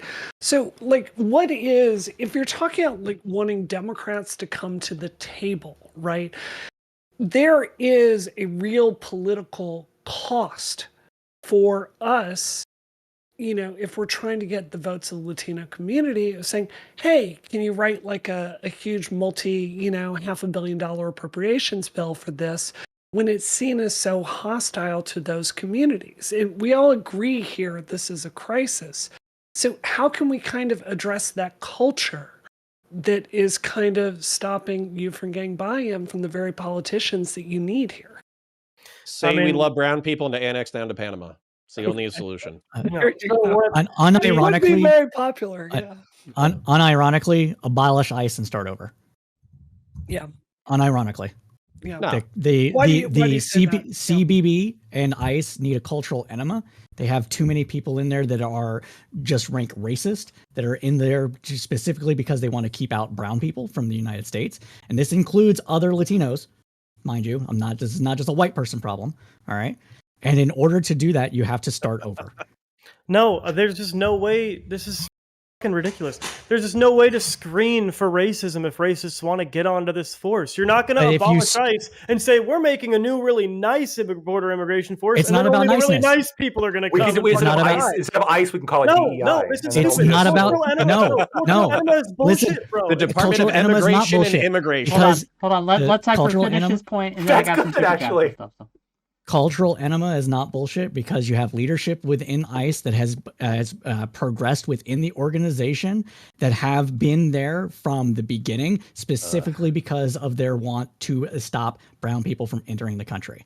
So you start over. Who are they do a going good to job want to work at the Border Patrol are the ones who they want to join the agency that keeps brown people out. You're going to get a disproportionate number of people. Yes, you will. No matter what you make.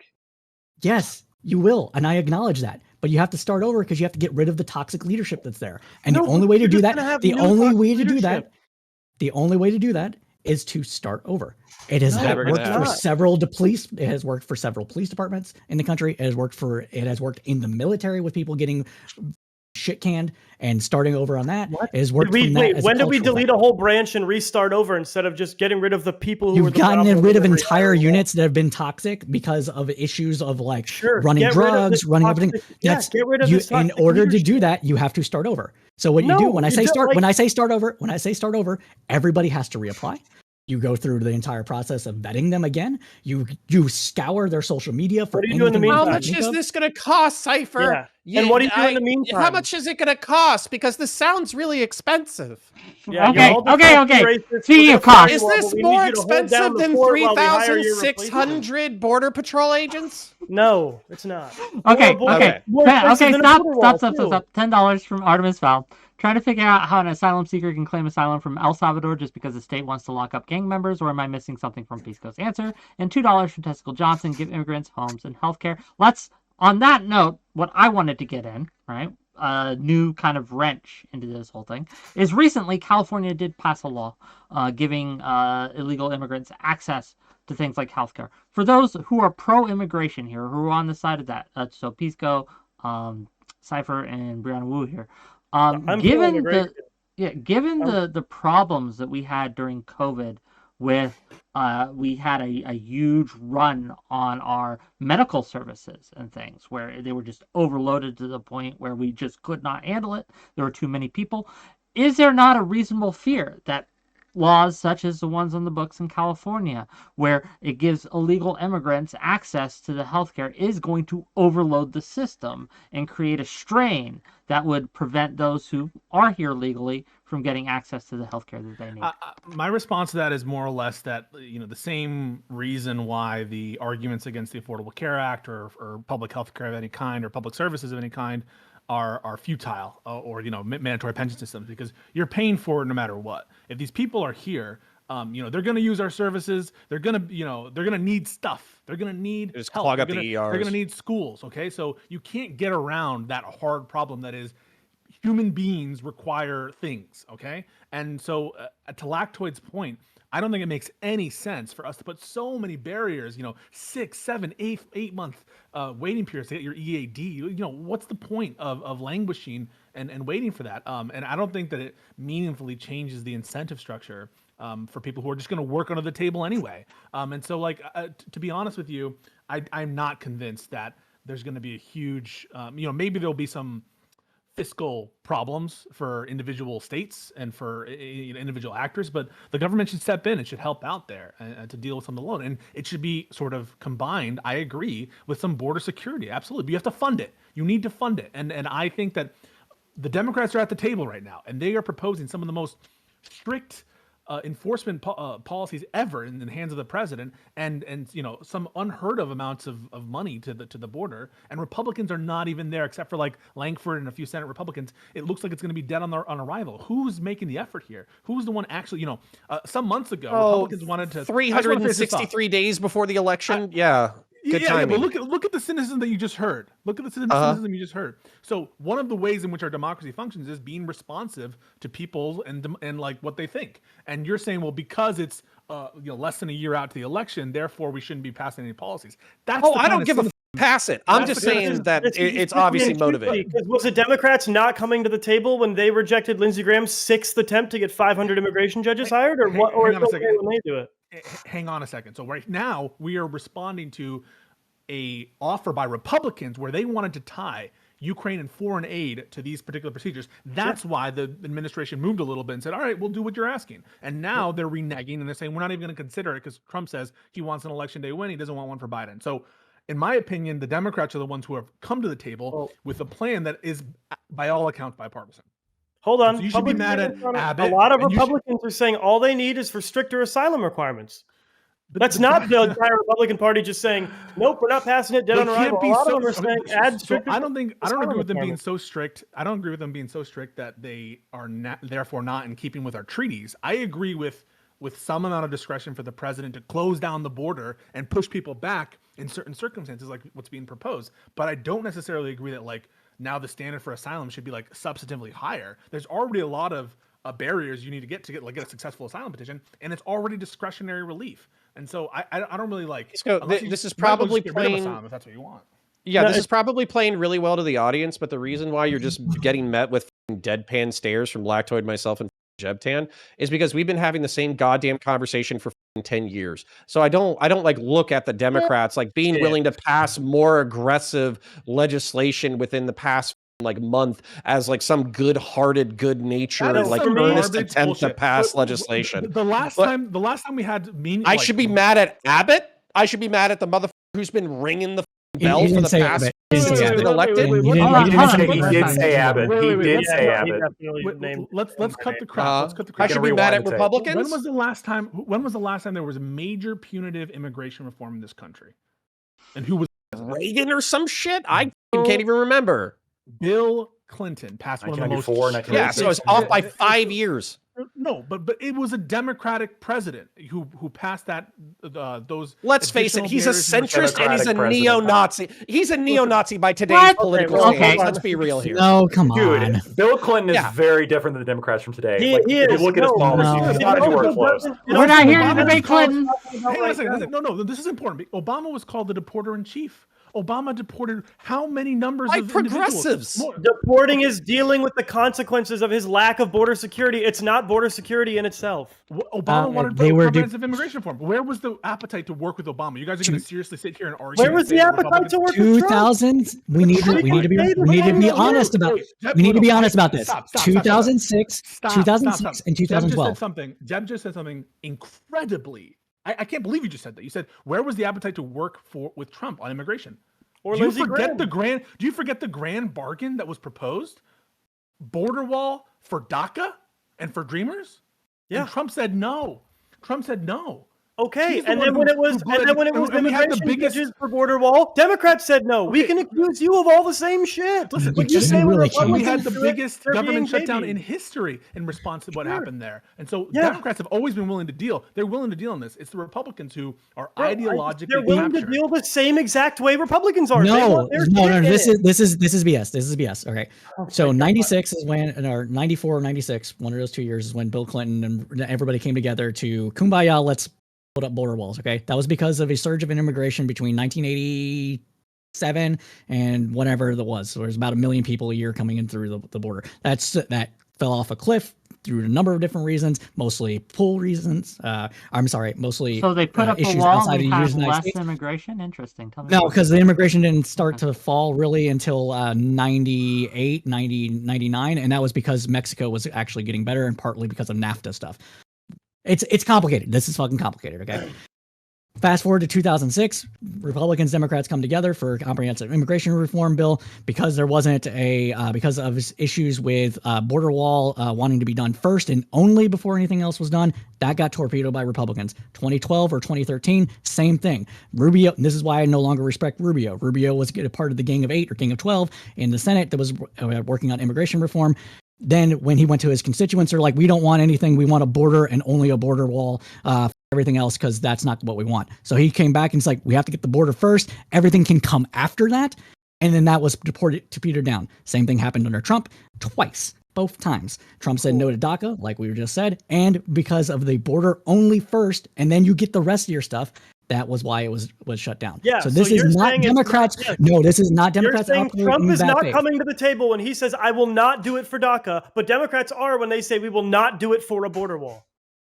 It wasn't because of the border wall. You're not listening. It was because of the border wall. No, you're not listening. They were said that the border wall and its funding have to start first, and in 5 or 6 years, the rest of the stuff can come online. And two of the bills?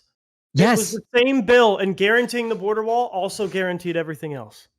After it was funded and constructed. It was an after thing. This is why. No, it's not cool. Democrats, that's still saying the border wall is the reason we're not doing it. I care because what that means is because I don't trust Republicans to keep up their end of the bargain. It doesn't matter. It would have been passed. It would have been passed. It would have been a bill that was there and done. And then in 4 years, and then in 4 years, when Republicans take back over, they're like, we got our border wall, the immigration stuff, and then write that out of the bill. That is why I said at the onset of this that the only way that I'm going to agree to this is if you have a threshold of like 80 senators to where it says this happens at the same time, and in order to amend the law, you have to get this threshold. That is not going to happen because Republicans are The Well, with that version amount of of support, you Democrats, could just hold on. Let me put an clarify amendment, the right? argument. Yeah, exactly. The version of Democrats coming to the table is as long as they can guarantee 80 senators on this bill for, I guess, perpetuity for the next 4-6 years while a border wall gets built, then we're down to talk about immigration. No. That's totally reasonable I'm fucking terms to come to the table on immigration. So Congress can pass laws that require super majorities in order to change.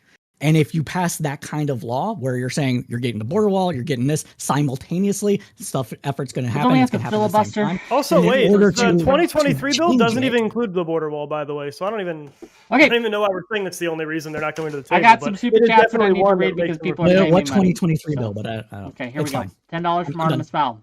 Cypher wants to enema the CBP. I thought it was bad to fire an entire agency and rebuild it in our preferred image. Or is it only bad when Trump wants to do it? $2. Oh. I have Testicle no idea what he's Johnson. talking about. Cut the He's talking about the defense- FBI. Yeah, cut the always defense bad. budget to fund immigrants. $2 from 2024, A Gay Odyssey, to say close the border, MAGA 2024, free January 6th, Patriots.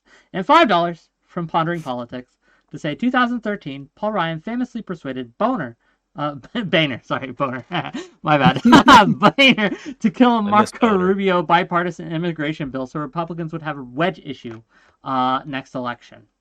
So thank you. Yeah. Was But famous, I yes. none of you have and this is frustrating for me, right?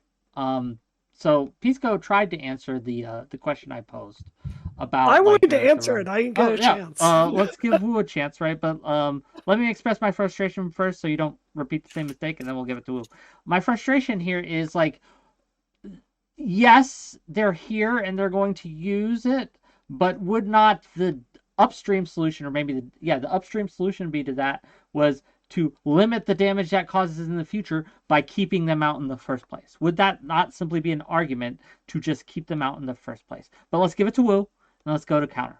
Go ahead. Well, I think it's really instructive, actually, Wick, that, you asked a really pointed question, which is, the reality of this is our healthcare system in America is barely functioning. It's just a fact that people that are not here legally have to use our healthcare services. And of course, we should give it to them because we're not monsters. And then we got into a long diatribe about who's more to blame, Republicans or Democrats on this. I mean, it's so emblematic of why we're here. So I think you're dead on. What makes sense to me is if you're here in this country, of course we treat you decently. Of course we give you health care. But there's a cost to this. And I want to be really clear. So even right now in Boston, outside it is 28 degrees. So if you're outside in Boston right now, you could die. And because of that, we have emergency shelters here in Boston. We have about 7,500 people that can live in them. They're completely maxed out right now because we have migrants that are living there. We have an additional 2,000 that have applied. They're just out and have no shelter whatsoever. Looking for a place to live. They could potentially die in the Boston cold. All of this stuff is overwhelming our services. And, Connor, at the very beginning of this, you were talking about how you kind of appreciated the troll of, these governors shipping, migrants to states all around the country. I have to really admit, I was angry when that happened, but I also kind of think it's accurate that this was a wake-up call for many of us because I just wasn't thinking about this in Massachusetts, and it is increasingly a problem here. So we've got to get serious about this. It means appropriations to deal with this. It means infrastructure to deal with this. With climate change, the problem is only going to get worse. And I think I'm really tired about screaming at each other on this about who's more at fault, because it is a national security issue. No matter where you fall on this, the reality is it's not just all, poor people trying to get across the border to find a better life. There are people from countries on the terrorist watch list that cannot come into the United States legally, that there are articles about them. They go to Mexico and then they come across the border to come here and enter the country this way. So it is a national security crisis, and I think we need to get serious about it. Yeah, I mean, I Yeah, totally agree so- that we. Sorry, Connor. go ahead. No, No, I've yelled at you a lot. Give it to Pisco. Let him out the back and forth. I and we'll go totally to agree. We Connor. need to be solution oriented. There's no question about that. I thought that I was answering Wick's question Services. when I said that we should provide those things and not provide them, and that the marginal effects of your initial decision to come to America is probably not informed by like your encyclopedic knowledge of the welfare states of any place that you might end up. I'm sure it's more informed by like the fundamentals, like is your family in the United States? Is there better economic opportunity? Are you being attacked by gangs? Those are probably what's motivating it, instead of like, do I get the best healthcare plan in Massachusetts? So on that, I totally agree with you. The reason why it has to get into this he said, she said, and I don't like to do it, but we have to do it because what's being alleged here, the terms of what being alleged here, is that Biden bears responsibility, and they're using this issue to get their, not necessarily these people, fine people, but others are using it to get their favorite fascist elected president in 2024 this year. And so I'm not going to sit here and let them mischaracterize the history of immigration reform for the benefit of the fascist that the Republicans want to elect, that is Donald Trump, and mischaracterize Biden's role here. And Biden's role here has been as a moderate to try to, he's been implementing pretty strong border policies. He got rid of Remain in Mexico. That's marginal. These are small potatoes. And now he's proposing one of the more strictest set of procedures available for any president, and something that Trump actually asked for. And they're mischaracterizing him and painting him out to have open borders, or what Connor said at the start, that we're not enforcing the law. Of course we're enforcing the law. The fact that our immigration system is clogged should tell you that the law is being enforced. But what's being characterized here, this is a ploy. It's a ploy to get votes for Donald Trump so that he can implement the kind of regime that these people want to see. And not necessarily these good people, but the people who support him. So that's why I think it's important to hash this out and be like, hey, it's not on Democrats. This is a countrywide problem that's been lasting and festering for decades. Okay, I want to address Wick. Yeah. So the question you asked is, do we care about the immigrants clogging up our social safety nets, our systems, et cetera, et cetera? Part of the reason why I want border security is because I think that, I might use this word incorrectly, but I think there's an actuarial analysis of funds and insurance policies and healthcare and all of that kind of stuff. And you can do that calculation if you have a predictable population. Meaning, and I think that services should service the populations that they're surrounding. So I don't want an illegal immigrant underclass that simultaneously can't get access to the goods and services that make a decent human life, but also choose to go to emergency rooms out of desperation and then cause inflated costs to the systems that are not actually representative of the services that they're consuming. So I want people who are within the physical United States to have access to healthcare. But what I don't want to happen is a pull factor where we just say, yeah, we can have a porous border. Yeah, we can let everybody in, but also we're going to guarantee you the necessities of life. That look at that secure framing. The goddamn. No one's saying we want a porous border. No one's saying we should let everyone in. That's your fantasy that you've created. When you say TikTok Pisco, and I don't. Jack Libs of Posobiec, TikTok is a okay. DC as much Drano, Jack Posobiec, DC Drano is more than end of wokeness. So you have this impression that the Biden administration does not want to enforce immigration law, and I'm assuming that you're in favor of the. I have this impression that Cypher and Pisco don't want a porous border. That's my impression. Why? Because you don't believe in the power of barbed wire or walls. You think it's ephemeral. You think Central American people are cats. I don't know. I just why think it's not worth the cost. But you think that. That's okay. Cypher, you said you don't think it's worth the cost, but you want to eliminate the CBP. No, I didn't. No. Shut your mouth, sir.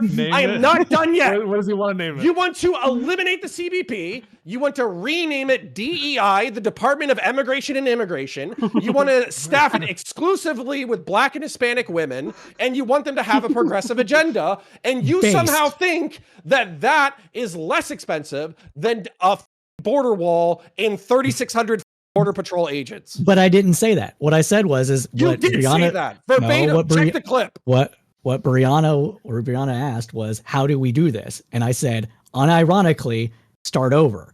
That wasn't saying that it was realistic. More expensive than the fucking wall. That wasn't saying it was unrealistic. That wasn't saying that is the way to actually go about and like what we should do. That is how you fix it. Absent that, you're not going to get a huge fix. Well, I'm not a racist, so I do not believe that through the magic of worshiping pagan Central American gods, Mexicans have the ability to fit through chain link fence. It's not that they have the ability to just fit through chain link fence. It's how many people or pole vault. How many people are we going to have man the border, whether or not that's worth the cost? And given the fact that most of the issues that are causing immigration to happen in the United States are push factors that they're going to try to get around anyways. So unless you have a super manned border that's going to have like patrols like you want 24/7, which is going to be super expensive and cause other problems. We're talking about civil rights violations here that are already happening with what the 100-mile from the border thing that CBP or Customs Border Patrol can do, like already, denying, violating rights of U.S. citizens, etc. Are we wanting to do that just to stop a few more people from coming in? Or are we going to try other fixes? Dude, it's not a few more people. It's 1% of the United States population every fucking year. I don't think you're going to stop 1% from trying to come in. I don't think you're going to get those numbers. I think there's too many push factors to the U.S. I think they're going to come with barbed wire cutting abilities. And by the time they can deploy a soldier to interdict these people, they'll already have cars at the border from the other coyotes and raise that cost up. And they're just going to go to the winds, but going on the roads that were built to put there and everything now else. You're just making arguments for the alligator shit or the annexing down to Panama Canal. I'm not making those arguments. I'm saying it's not worth it. Okay, alligators with drone bombs on it. Got it. Okay. Jeb, go ahead. Yeah, listen, I agree. Our border patrol is so evil, and I want the biggest, grandest wall protecting all of these innocent asylum seekers from our U.S. Customs and Border Patrol. From the neo-Nazi Border Patrol. Yeah, because we're just waiting to civil rights aggress them the moment they get here. The things that I listed are things that are from CBP. Here's the things that I listed are things that are actually happening to U.S. citizens. Or not? Are you? So from what you've heard, obviously it's not been released yet, but from what you're hearing, do you support Biden's agenda on this issue, on this specific legislation being proposed, or not? Connor, Jeb, and Lactoid. No, if it wasn't a Democrat in an election year, absolutely. Oh, no, how cynical! How no, hold on. I don't give a. I want Biden to get reelected because this immigration bill is so tremendous. If this immigration bill is as powerful as it should be, it's gonna make a better difference than I think Biden will ruin in the next 4 years. Connor, I think wait, get Connor on board. Wait. Why does Connor get to I'm not on board yet. You're not on board yet. I want the Secure and Protect Act of 2023, which nobody's given a good reason why Democrats just refuse to even engage with. I'm not really familiar with the terms, to be honest with you. I just don't have it offhand. Yeah, no, because of the terms, I know you would disagree with this. It does restrict asylum eligibility. I think we should agree to those treaties. I'm sorry. I think the asylum laws it's already a high burden, in my opinion. And you might not think so. And that's just an international norm that I don't necessarily know that it wouldn't. And I'm open to the asylum restrictions being amended. The specifics matter to me. I'm not familiar with it, so I'm sorry. Exactly. And they matter to me too. So I would want there's currently in Biden's proposal really no asylum reformation whatsoever, not even a remain in Mexico type situation. And for me, that's a hard line. There needs to be some level of out of country asylum application centers involved. It's small potatoes, Jeb. It's small potatoes, and it also Mexico at any time can pull the plug. And Mexico has already indicated they don't want to have to do with it. And it only pertains to non-Mexican nationals because obviously you can't send if Mexicans are immigrating and applying for asylum, then you cannot send them back to Mexico. Sure. And so there are a lot of reasons why this is not the panacea. I reject this. You've said this 3 times. I fundamentally reject it. 60,000 is small potatoes. If you want to talk about the annual, sure. But 60,000 people admitted or changed a policy in a single day. I live in a city of 250,000 and the metro is like 2.3 million. But the downtown area, the actual incorporated city is 250,000. So you're talking about what a 25% increase in population of a major American metro overnight. What is the number of people? What is the number of people that are actually approved for their asylum claim after they have been adjudicated to say that it is valid, at least at the first point that they are encountered? Did you say it was 70% or 25%? I wasn't paying attention specifically earlier. For expedited removal stuff. So there's a procedure known as expedited removal where an a border officer is able to see if you have a credible fear of persecution, and based on that, they can either like send you back really quick, or they can put you in regular procedures. So it's not really. It is the case. Yeah. So what's the final number? I don't know the final number, but the 70% number is much bigger than the final number because it's a lower standard. It's credible fear as opposed to. And you guys are also just talking about people who are apprehended or put in through the process. We're not even talking about people who never even see it. Asylum is not 75% granted. It's not. But asylum approval rates. It's very Sorry, low. go ahead. So anyway, I'm pro Biden's proposal if they add some limitations on the asylum program and here's what they're doing, Jeb. Here's what I they're doing. So I haven't heard Lactoid whether he approves it or not, and I'm very curious. I do feel like I feel like it's a little bit bad faith. To be frank with you, I'm not 100% familiar in all the specifics of it. Which but is fair from what because it's not been released. So it's right. So I kind of want to see what all the specifics are before I were to throw my back. But we're hearing whispers. We're hearing whispers. But to be entirely frank with you, I think this is something of a political issue. So I don't know. Politics. No. I do not deny the reason the Republicans are going to block it is because of politics. No doubt. Okay. But the reason we're here is because of politics too. Because remember, the only reason we're even talking about immigration at this point in time and this big package is because Republicans. This is a win for them supposedly because they push for it in exchange for foreign aid. But no. The reason this is a win. The reason this is a win is because and this is very evident, right? Biden's immigration policy has been way more lax than Trump's, right? He rescinded a whole bunch of Trump-era policies. Not way more lax. It has been. Name the ways. Let's name it. All right, rescinded remain in Mexico for sure. Yes, there's a whole Wikipedia on it. Okay, like I could literally go through and list all the things that he rescinded, and then he also opened like there's a long fucking list as well. Right? Yeah, there's a whole bunch. There's a whole list. He reversed several policies on asylees. He raised certain limits. There's a whole bunch of shit that he did. Okay, now what I think is happening here is that the American people are pissed off at this to some extent, and this recent immigration bill is like an attempt to fix that for political image going into the election because this is the thing the Republicans are polling well on. And the Republicans don't want that to happen because they want to run an immigration. Hold on, just real quick. Hold on. Let me say something here, right? Like we're kind of wrapping it up here, but I wanted to say something. So, why is this wrong? And I hate this argument. A politician responds to the will of the people and changes his positions in order to respond to the electorate.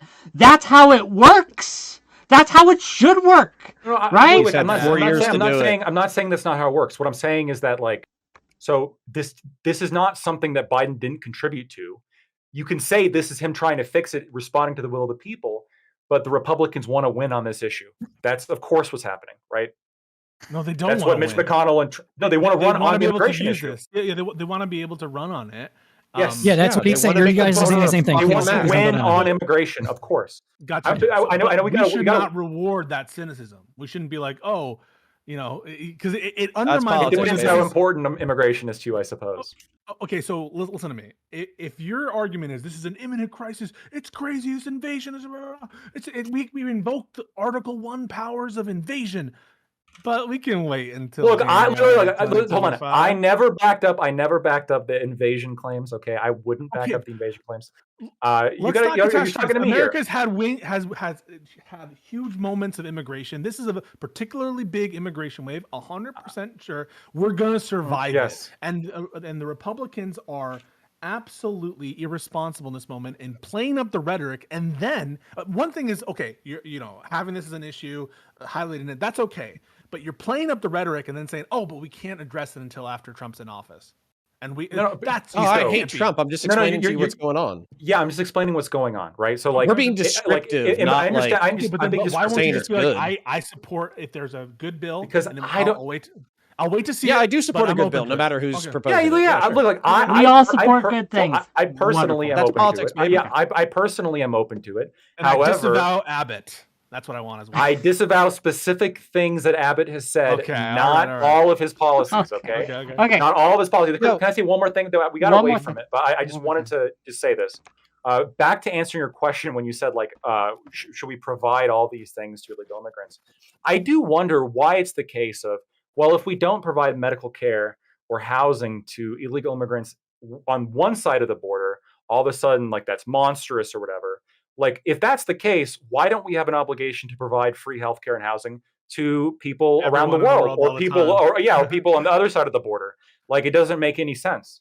I haven't Okay. heard that. Why argument, at least Hold not on. on this panel. I guess it would be an Hold on, interesting Brianna Wu conversation. did say that if we don't provide healthcare for illegal immigrants, it's monstrous. No, because sorry, Because they're already here. We'll Oh, get there. wait, Wait, wait. wait. Hold on, hold on, hold on. It would Whoa, be Wu go. Wu really- was addressed. It would Wu be go. really disgusting to, like, let's say somebody was hit by a car, right? And they go to a Massachusetts emergency room, and you find out they're, or not even find out for sure, like, they're not able to provide papers proving they're a United States citizen. You just let them die. Of course, that's monstrous, right? I mean, there's just, Yeah, they treat first.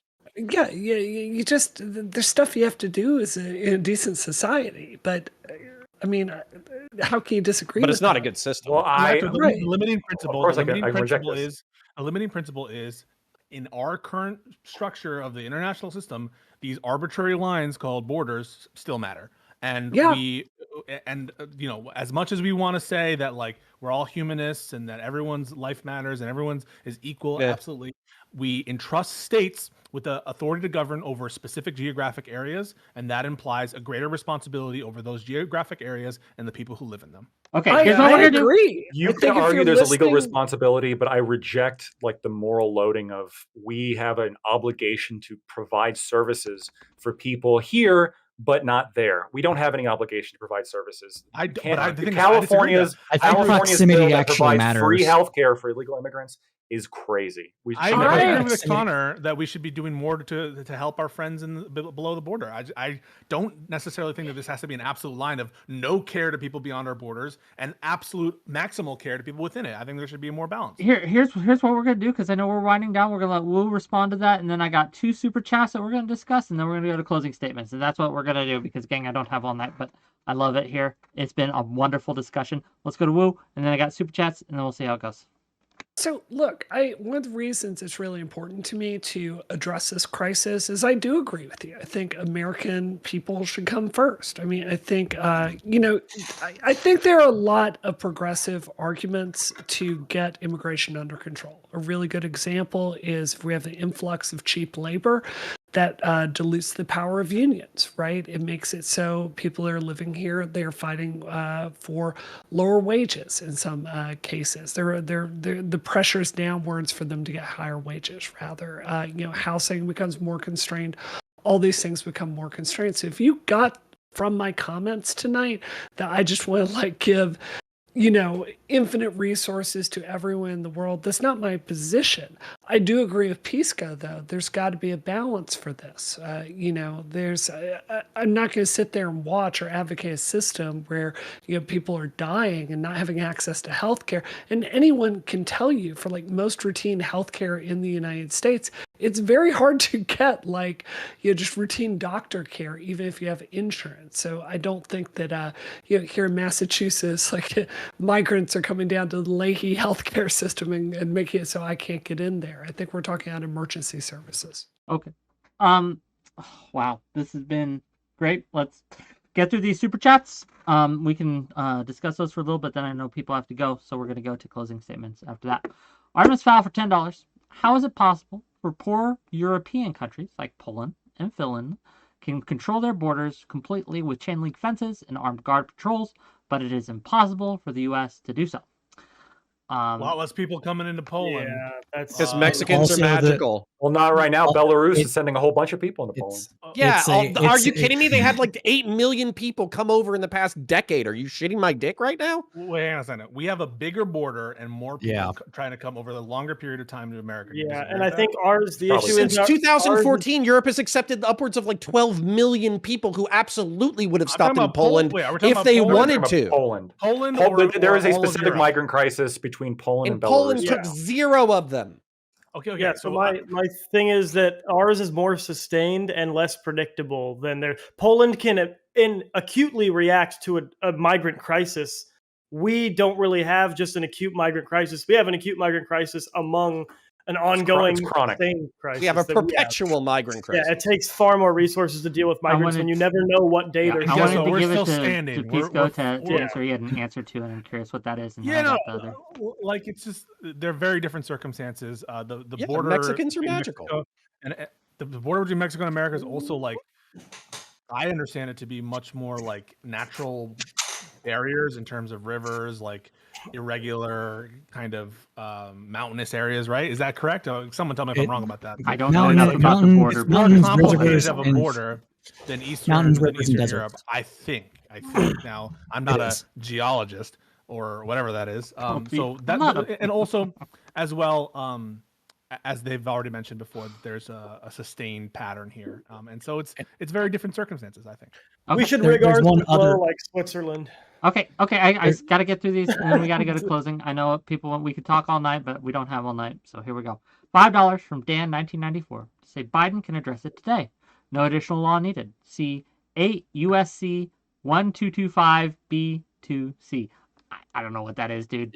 No, it's not the case. It's not the, so the president does have an incredible amount of authority in immigration. They have a suspension power that allows them essentially to restrict all classes of the INA uses alien as the term, but that's the term I'm going to use. Restrict all classes of aliens coming into the country 100%. But what they need, like, just to be clear, is additional authority to do away with asylum procedures, right? The Trump versus Hawaii case, if you recall, there was like multiple iterations of the Muslim ban, and the one that actually went to the Supreme Court, they specifically made carve-outs for asylum seekers and things like that. If you pass a law that specifically limits the ability or access for these procedures and just lets you to summarily like throw people back, that's the kind of authority that a lot of Republicans and Trump wanted, and that's what's being asked for right now. And it's an unclear question about whether or not the president has that authority. So this would really shore it up and give that additional kind of push to just like summarily throw people out. So there's a lot of stuff that this would cover, and as well additional funding, and that's been requested before by presidents, including Trump. Okay. $2 from 2024, A Gay Odyssey, to say, read Stephen Miller's deportation plan, MAGA 2024. Thank you for the $2. $10 from I wonder Artemis who he's Fowl. voting for. I don't know. It's a toss-up. 70% of Americans support what Texas is doing at the border. Why isn't it the Republican politicians responding to their voters by rejecting a bad border deal in their eyes? Because they want to win. So everyone is already on this panel has conceded that what Texas is doing, at the very least, is approaching something that would be illegal and totally wrong for them to do. I think that's what people said.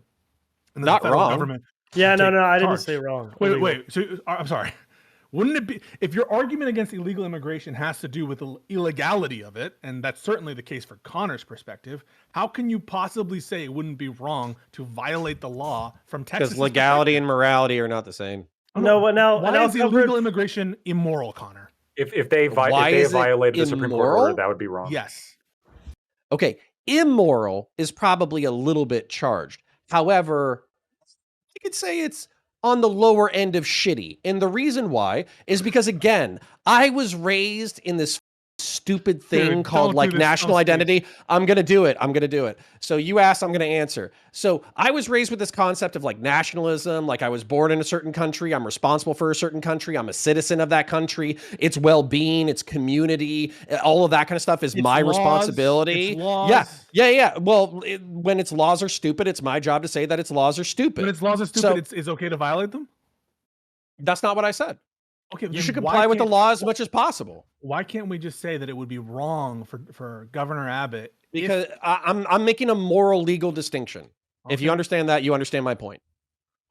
Okay, but like, would you ever say that Governor Abbott should violate the law with respect to immigration in the current realm of possible circumstances? If he's willing to do it as a protest because he thinks it's immoral and that the federal government is negligent in their duties. So as a result, if he's willing to install the barricades as a protest against the federal government, but then he's not a pussy about it and he's willing to be put in bracelets and put in prison as a protest, then yeah, he has my moral support to do that.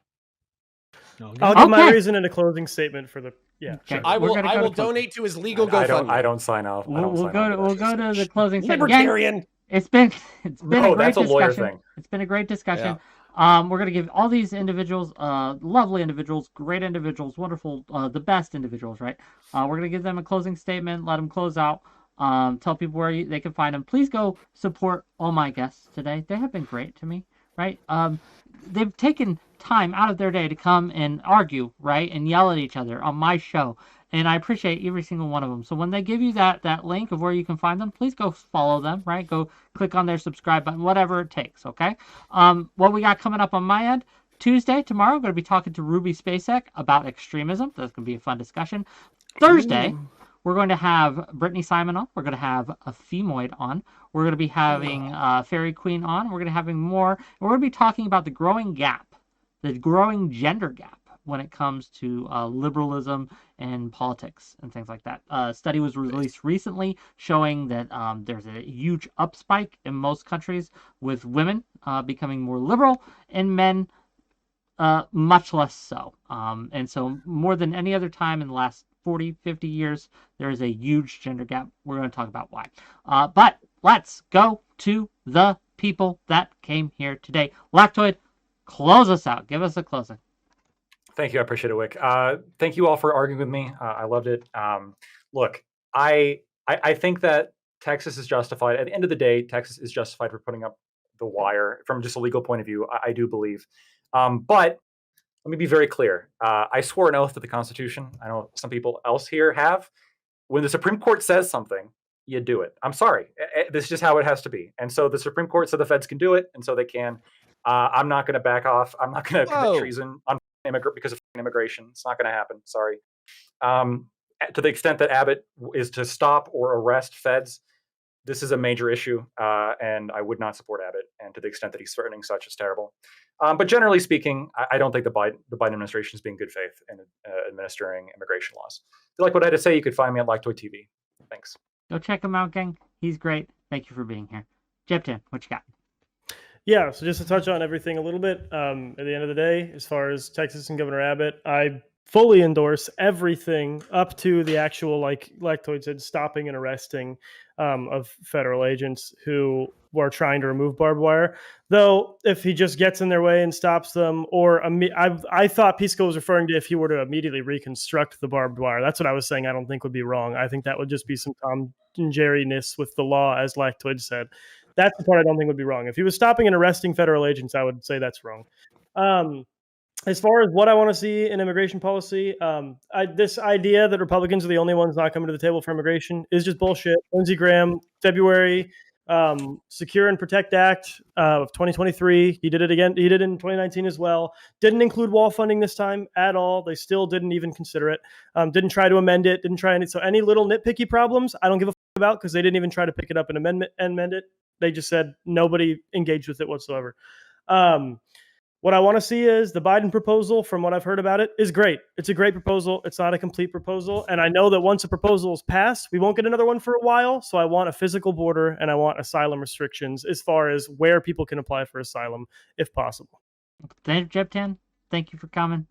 Really appreciate you. Cypher, go ahead. Yeah, so my position on this is that what we need to have happen is if we want comprehensive immigration reform to include border security, it needs to happen at the same time, and there can't be games played with it afterwards. No Tom and Jerry bullshit happening. Get the actual amendments in there, get the things that you want, and go from there. If that's not going to happen, then we're not going to get what we actually need, which is an actual fix to the problem that will actually address the both legal and moral ramifications of having a quote-unquote porous border.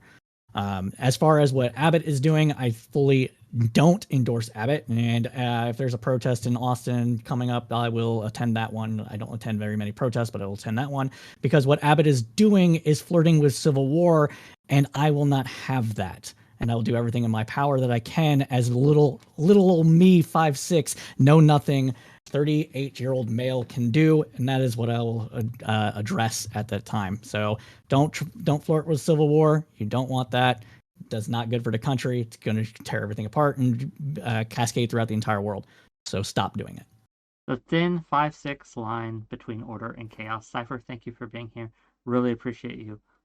Yes. Brianna Will, please. Cypher, I really agree with those sentiments. And, Pisco, coming back to something you said earlier, I do think it's really telling that we spent so much time tonight talking about Biden and not talking about, this very clear Republican culture towards insurrection and outright civil war. I think you're exactly right. It's part of a strategy to kind of change the subject from their indefensible behavior. It's pretty nakedly a election year strategy. It is really, really troubling. It's anti-American. At the same time, the thing I want to close on is if you're progressive and you want universal health care and you want a stronger safety net here in America, we often talk with a lot of reverence towards countries that do have those things and have universal health care, or countries that have really strong social programs like Denmark. Well, something about Denmark is they're extremely aggressive about immigration and maintaining their border. Sweden, for a variety of factors, actually had to revamp their entire system in 2015 because their financial system couldn't keep up with the influx of people coming in here. So, it is a difficult situation because we want to be, when you're progressive and you're a Democrat, you want to give people a fair shake. But there is a math that is realistic for all of this, and I think I think it's good policy to take this crisis seriously, and I hope Democrats will find an answer with the Republicans. Okay, thank you for being here. Really appreciate you. Well, next up, counterpoints. Yeah. So while we were discussing, I looked up the asylee approval rates by nation according to DOJ stats. For Mexico, it is 4%. For Belize, it is 4%. For El Salvador, it is 10%. For Nicaragua, it is 24%. So that means that you basically have a 95% chance of getting rejected, and at best, you have a 25% chance of being approved, even in the worst shithole country in Central America. So my point with that is that, well, actually, that's just a point by itself. Next point, El Salvador now has European levels of homicide. They are down to 2.4 homicides per 100,000. I'm not saying that El Salvador solved all their, all their corruption problems or all their drug problems or all their whatever problems. I'm just saying that they took a huge step in the right direction. So pretending that we can't help Central America get better so the push factors are eliminated is bullshit. If you're a Republican who thinks that Central America is in an intractably place, you're and you should jab your own finger into your eyeball because I can't say anything else about that.